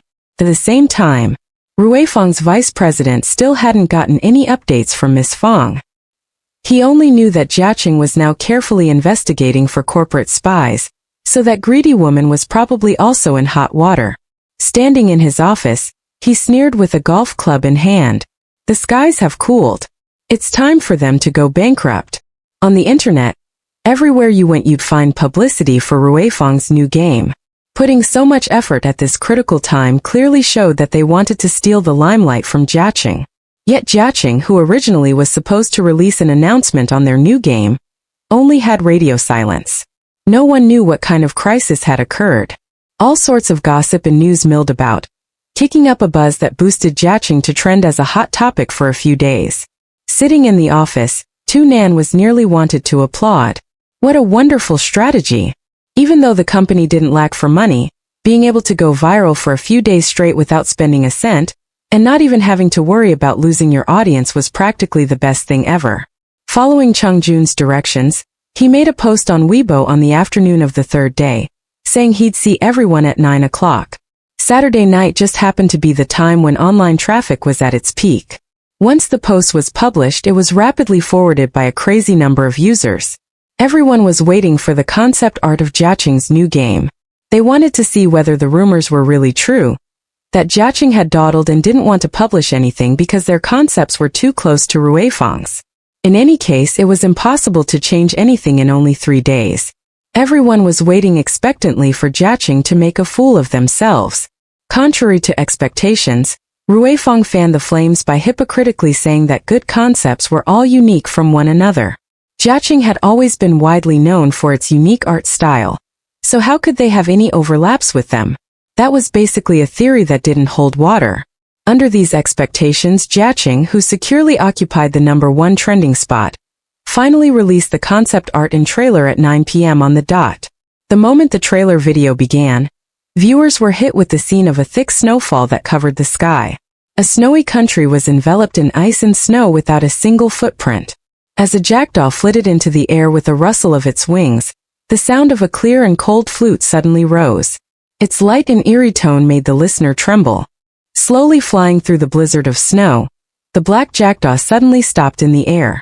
In the next instant, it fell into the snow like a withered leaf, lifeless. The lens of the camera rose up from the ground. There were no traces left on the snow, yet at some point in time a figure had passed right by. Now you could see its silhouette. Amidst the ice and snow, he wore a black robe made from rough flaxen cloth. At his waist hung a rusty sword, and atop the bamboo hat was a layer of snow. It was hard to make out his features, but he looked ordinary, and maybe even a little frail and thin. In the trail behind his path, there wasn't a single trace of a footprint. From this scene, the legendary tales of the Jianghu began to unfold. The video was only a little over 2 minutes, so it wasn't long before it concluded. All the netizens were stunned. First they were silent for a bit. Then in the next second the number of comments and forwards exploded many times over. The enthusiasm even shocked Jiaqing's team. WTF? What a godly style. My God, it looks too good. When will it be released? I'm going to cry. As expected, Jiaqing didn't disappoint me this time. What a powerful trailer, 10 out of 10. The discussion was full of cries and exclamations. It wasn't long before Jiaqing occupied half of the top 10 hottest topics, all of them related to the game. The top trending topic was #kneeling to Baghdadi Jiaqing to open servers. On one side, there were those praising Jiaqing's new game for being even more original than their previous works. The backgrounds were extremely detailed. On the other side, everyone was enthusiastically discussing who the concept artists for this were. Their work was godly. Tunan sent a voice message to Ruan Jiu Jiu. His tone was brisk yet excited. "Sister-in-law, you're trending." "Ruan Jiu Jiu, why did this sound so weird?" Ruifang's upper-level executives were still waiting for Jiaqing to fail. They waited until Lin Li saw the overwhelming supportive discussion online. His expression suddenly changed. Trembling, he called the vice president. "Sir, quickly take a look. Something seems wrong." The vice president was still in the middle of cooing and flirting with the lover in his arms, waiting for tonight's victory party. He coaxed his lover, telling her how many apartments he'd buy her. Now receiving Lin Li's call, his heart thumped and he instantly sank deeply into his thoughts. The vice president pushed away his lover and immediately turned on his phone. A sea of favorable reviews appeared before his eyes, making him inwardly curse that things weren't good. Jiaqing released 2 posts on Weibo. One had the concept art and designs and the other was the first teaser trailer. Trembling, he pressed a finger on the post with the concept art. Although it might be possible to say the first image had faint similarities, the following images were totally different. It wasn't only the character designs, it was also the background art and clothing style. Everything was clearly a notch higher in quality than the ones Ruan Jiu Jiu had given them. They were totally different. Damn it. With a pale, drawn face, he gritted his teeth and tapped on the trailer. He didn't even watch half of it before being so pissed that he couldn't catch his breath. His face was bright red. From behind him his lover, with her clothes barely covering her body, charmingly scooted over and hugged the vice president. "For our love nest, let's buy." "Buy what shit? My damn money is all gone and you're still going on about houses?" The vice president flew into a rage. He ruthlessly pointed at his lover and started to hurl abuses at her. "Make your good friend come over," what she called. "Su Baiying. I want you two to pay me back. Pay me back." Before he could exhaust his fury, the vice president remembered something. It was as if a bucket of ice water poured over his head, soaking through him until even his heart chilled. Now, he completely understood. That woman called Ruan Jiu Jiu wasn't a turncoat, she was Jiaqing's dog. Before he had time to think of finding Ruan Jiu Jiu for revenge, he thought of another thing was even more important. Wait, there were still the influencer accounts they had bought. They hadn't canceled them yet. The influencer accounts didn't receive instructions to cancel the plan, so they assumed that Ruifang was still holding back some explosive news. One by one, using the prior agreed-upon format, they uploaded screenshots of Jiaqing's concept art with Ruifang's concept art, and made posts on Weibo saying they were similar. The idea at the heart of the posts all had the same meaning. Were Jiaqing's designs copying Ruifang's? Why did they feel like Ruifang's were a bit better? Originally, no one had thought about Ruifang. Everyone was still partying over at Jiaqing's base. Seeing the hot topic being pushed by the influencer accounts, the netizens all started to gather around to roast them. "Are you guys insane? You still want to put on a show of being victimized? In your hearts, you guys don't have an iota of awareness of who's better and who's worse. Victim scamming dogs, even trying to scam Jiaqing. Disgusting, I won't play a single one of your trash games. Are these influencers blind? While the hot search Ruifang bought really was worthless. They're crazy enough to put pictures of the two companies' concept art together. Like, please. Are you sure you're not looking for public condemnation? Which of Ruifang's dumbass team members was rich enough to buy this trending topic? I'm placing an order of 10 for Jiaqing. The strength of the netizens' ridicule quickly pushed this search topic onto trending. In the top 10 hot searches, besides those related to Jiaqing's game, there were also Ruifang's is playing the victim again. It's everyone's duty to boycott Ruifang's game, etc. Hearing the news, the vice president's face turned green. He immediately instructed his secretary to order the marketing accounts to cancel the hot search. One after the other, the marketing accounts were also deleting their related posts. The moment they deleted them, their movements were even more obvious and the netizens mocked them even more vigorously. They even made a variety of sticker pack memes for Ruifang, and ran over to the comment section under Ruifang's official announcement to assemble energetically. Ruifang immediately called all their senior-level executives for an emergency meeting. Originally, he had already made preparations for the banquet to celebrate his accomplishments. Vice President Nangong showed up wearing his specially made suit. He was seen by the chairman, who was so infuriated that he almost beat this bastard to death right then and there. Are you here for a wedding? Who let you dress so well?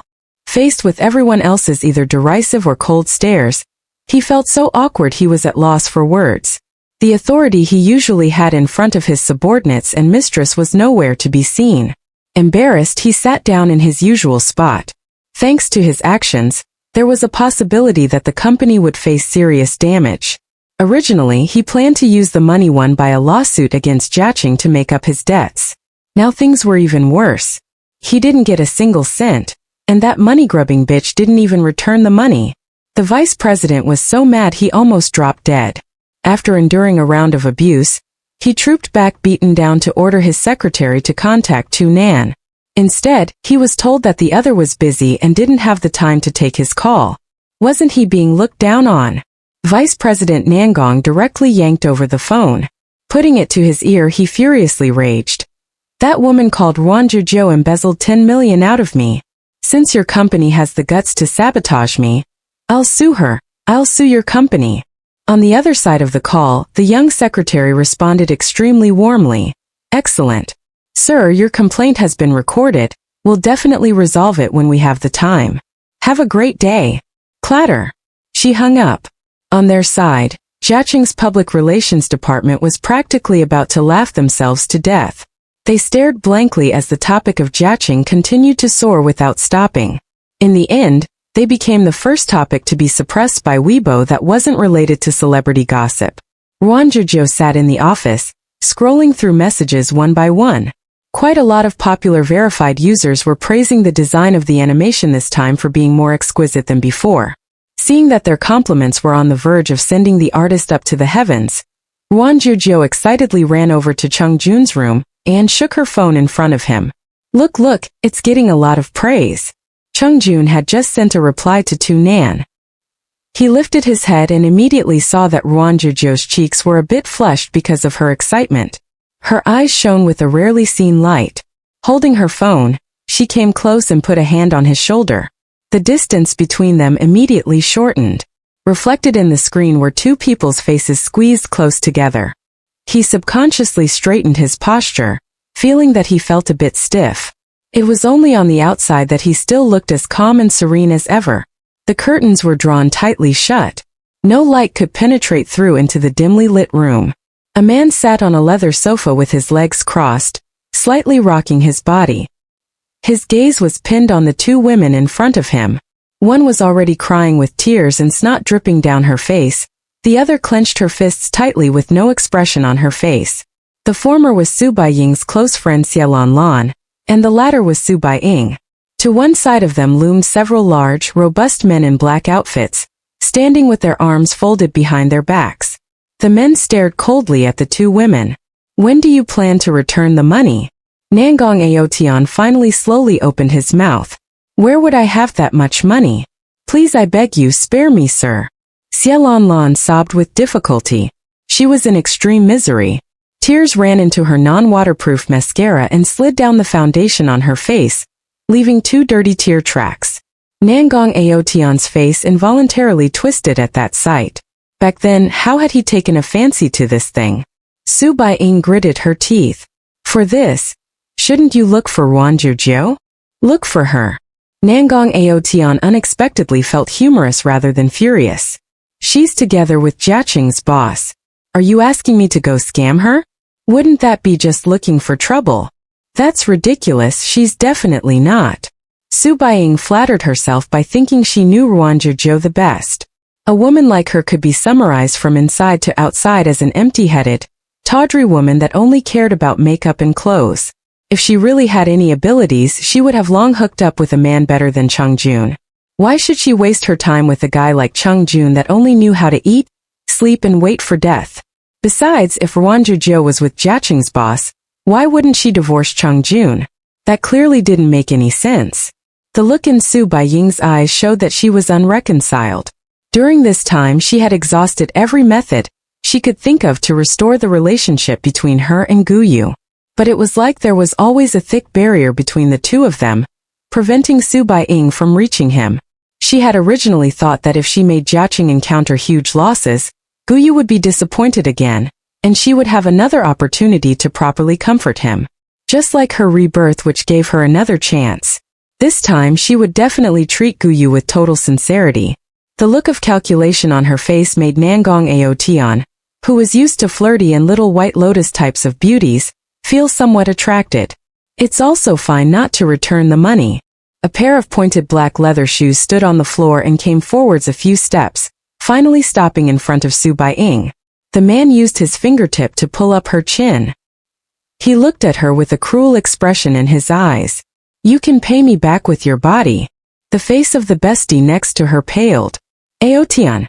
I thought you. Shut up. I've long lost interest in a ruined woman like you. With one look from him, the muscular man dressed in black covered up Xiaolon Lan's mouth and dragged her out, leaving only the trembling Su Baiying. Even though Su Baiying had guts, faced with this kind of situation, her mind was a total blank. From above her head came Nangong Aotian's thoughtful voice. I'm never stingy with women. Whether it's a house, cars, or jewelry, I'll give you whatever you want. Bang. Just then there was a crash against the door. The remaining two lackeys looked at each other in dismay, and immediately went to the door to check the peephole for who exactly was blind enough to come looking for death. In the next second, there was only the sound of another violent strike against the door, and with a bang, the door was directly forced open. The heavy door smashed into one of the lackeys. A single figure rushed in, and before Nangong Aotian could shout, immediately beat the two men onto the ground. At this, Su Baiying finally began to cry. You Gij. Who are you? Nangong Aotian was so infuriated his face paled, but he refrained from rushing up to fight. Guyu wiped the traces of blood off his hands. He grabbed Su Baiying and cast a cold glance at Nangong Aotian. If this happens again, I won't be polite. After dropping that line, he dragged Su Baiying and turned to leave. The whole way back, Su Baiying's heart beat like a drum. She was entirely over the moon. Crying and laughing at the same time, she didn't even think to wipe away her tears. Guyu sat in the driver's seat. When he had gotten the news, he rushed over in a flash. He didn't even have time to change out of his suit. Originally, he had been invited to attend Jiaqing's annual gala, but now his only objective was to safely send Su Baiying back home. Su Baiying sat in the back seat, Guyu's suit jacket draped over her shoulders. She curled up pitifully, the whole time her glistening eyes fixed on Guyu. You Gij. If you weren't there today. Baiying. Guyu tightened his lips, his expression much more severe than usual. His hand was like a vice around the wheel. Using all his strength, he forced his tone to remain calm. Why are you mixed in with them? I was innocently implicated. Su Baiying's eyes immediately turned red with grievance. It was my close friend who sabotaged me. His silence made her feel uneasy. It also made Su Baiying suddenly realize with a start, why did Guyu show up there? How did he find out? She immediately felt nervous. You Gij. Don't attempt to do things you shouldn't do. His lips moved again, but he didn't say the following line and only let out a long sigh. This is my advice for you as an older brother. The two words older brother pierced Su Baiying's heart like a needle. She practically felt suffocated. The rest of the way back, the two of them remained in silence. When they arrived in front of her home, Su Baiying trembled without any intention to get out. Guyu helped her off the car. He took her keys and opened the door, then made her sit down on the sofa. Su Baiying had her head lowered and didn't say a word. But when Guyu poured a cup of water for her, she said quietly, "Can you stay and sit with me for a while? I was really scared today." Guyu looked at the time. There were only around 10 minutes left before the annual gala began. He was already late anyway. He sat on the other sofa. Su Baiying's eyes sparkled, and a kind of strange courage lifted her shoulders, making her thinking of that medicine hidden in her cupboard. She thought to herself that maybe there were times when you had to risk it all and cut off all means of retreat in order to strengthen your path ahead.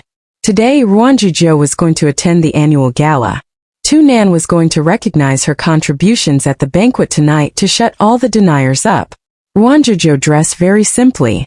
She put on a natural style of makeup and wore a little black dress. Then bundling herself up tightly in a thick and warm coat, she went out. Boss Chang, the true boss, was staying at home to play with his computer, as if he was totally unrelated. When she arrived, for a moment, she didn't know whether to envy or admire Tu Nan for having so much courage. The annual gala was being held at an expensive hotel. When Ruan Jiu Jiu made her entrance, despite her simple style, it was still as if there was a spotlight shining on her. Wherever she went, she attracted the interest and attention of the crowd. She politely said her hellos to a series of unfamiliar people. Fu Zichang and Zhao Fan put on airs and stood to one side pouring each other a glass of wine while they snuck a few looks at Ruan Jiu Jiu and then said, as expected, sister-in-law still looks the best. Take a look at how useless you two look. You guys aren't taking the initiative to look for a partner. They didn't know when Tu Nan had walked over. He took a proffered glass of champagne and crowded in with them. You say that, but aren't you the same? There's so much mousse in your hair it looks thicker than a city wall. Tu Nan, get out of here. Zhao Fan isn't like you guys. He's still pining after his old crush. Zhao Fan flushed. Stop it. The three of them didn't hold back when making fun of each other, but none of them actually went up to say hi to Ruan Jiu Jiu to avoid it being gossiped about by others. From far away, Ruan Jiu Jiu nodded in their direction and with a slight smile. She looked graceful and delicate, lovely enough to touch your heart. Their heartbeats sped up as they each instantly sunk into flights of fancy about how lovely it would be to have their own wife. Mr. Meng had also dressed very well today.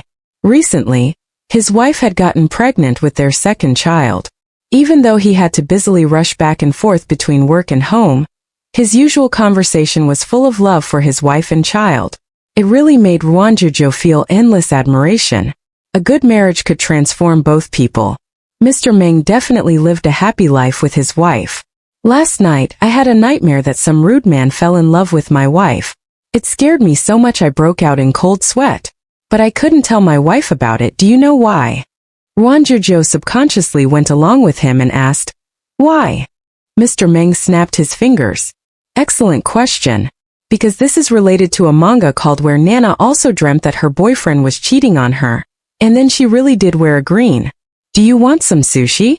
Ruan Jiu Jiu chose to interrupt his strange mental circuits. Sure.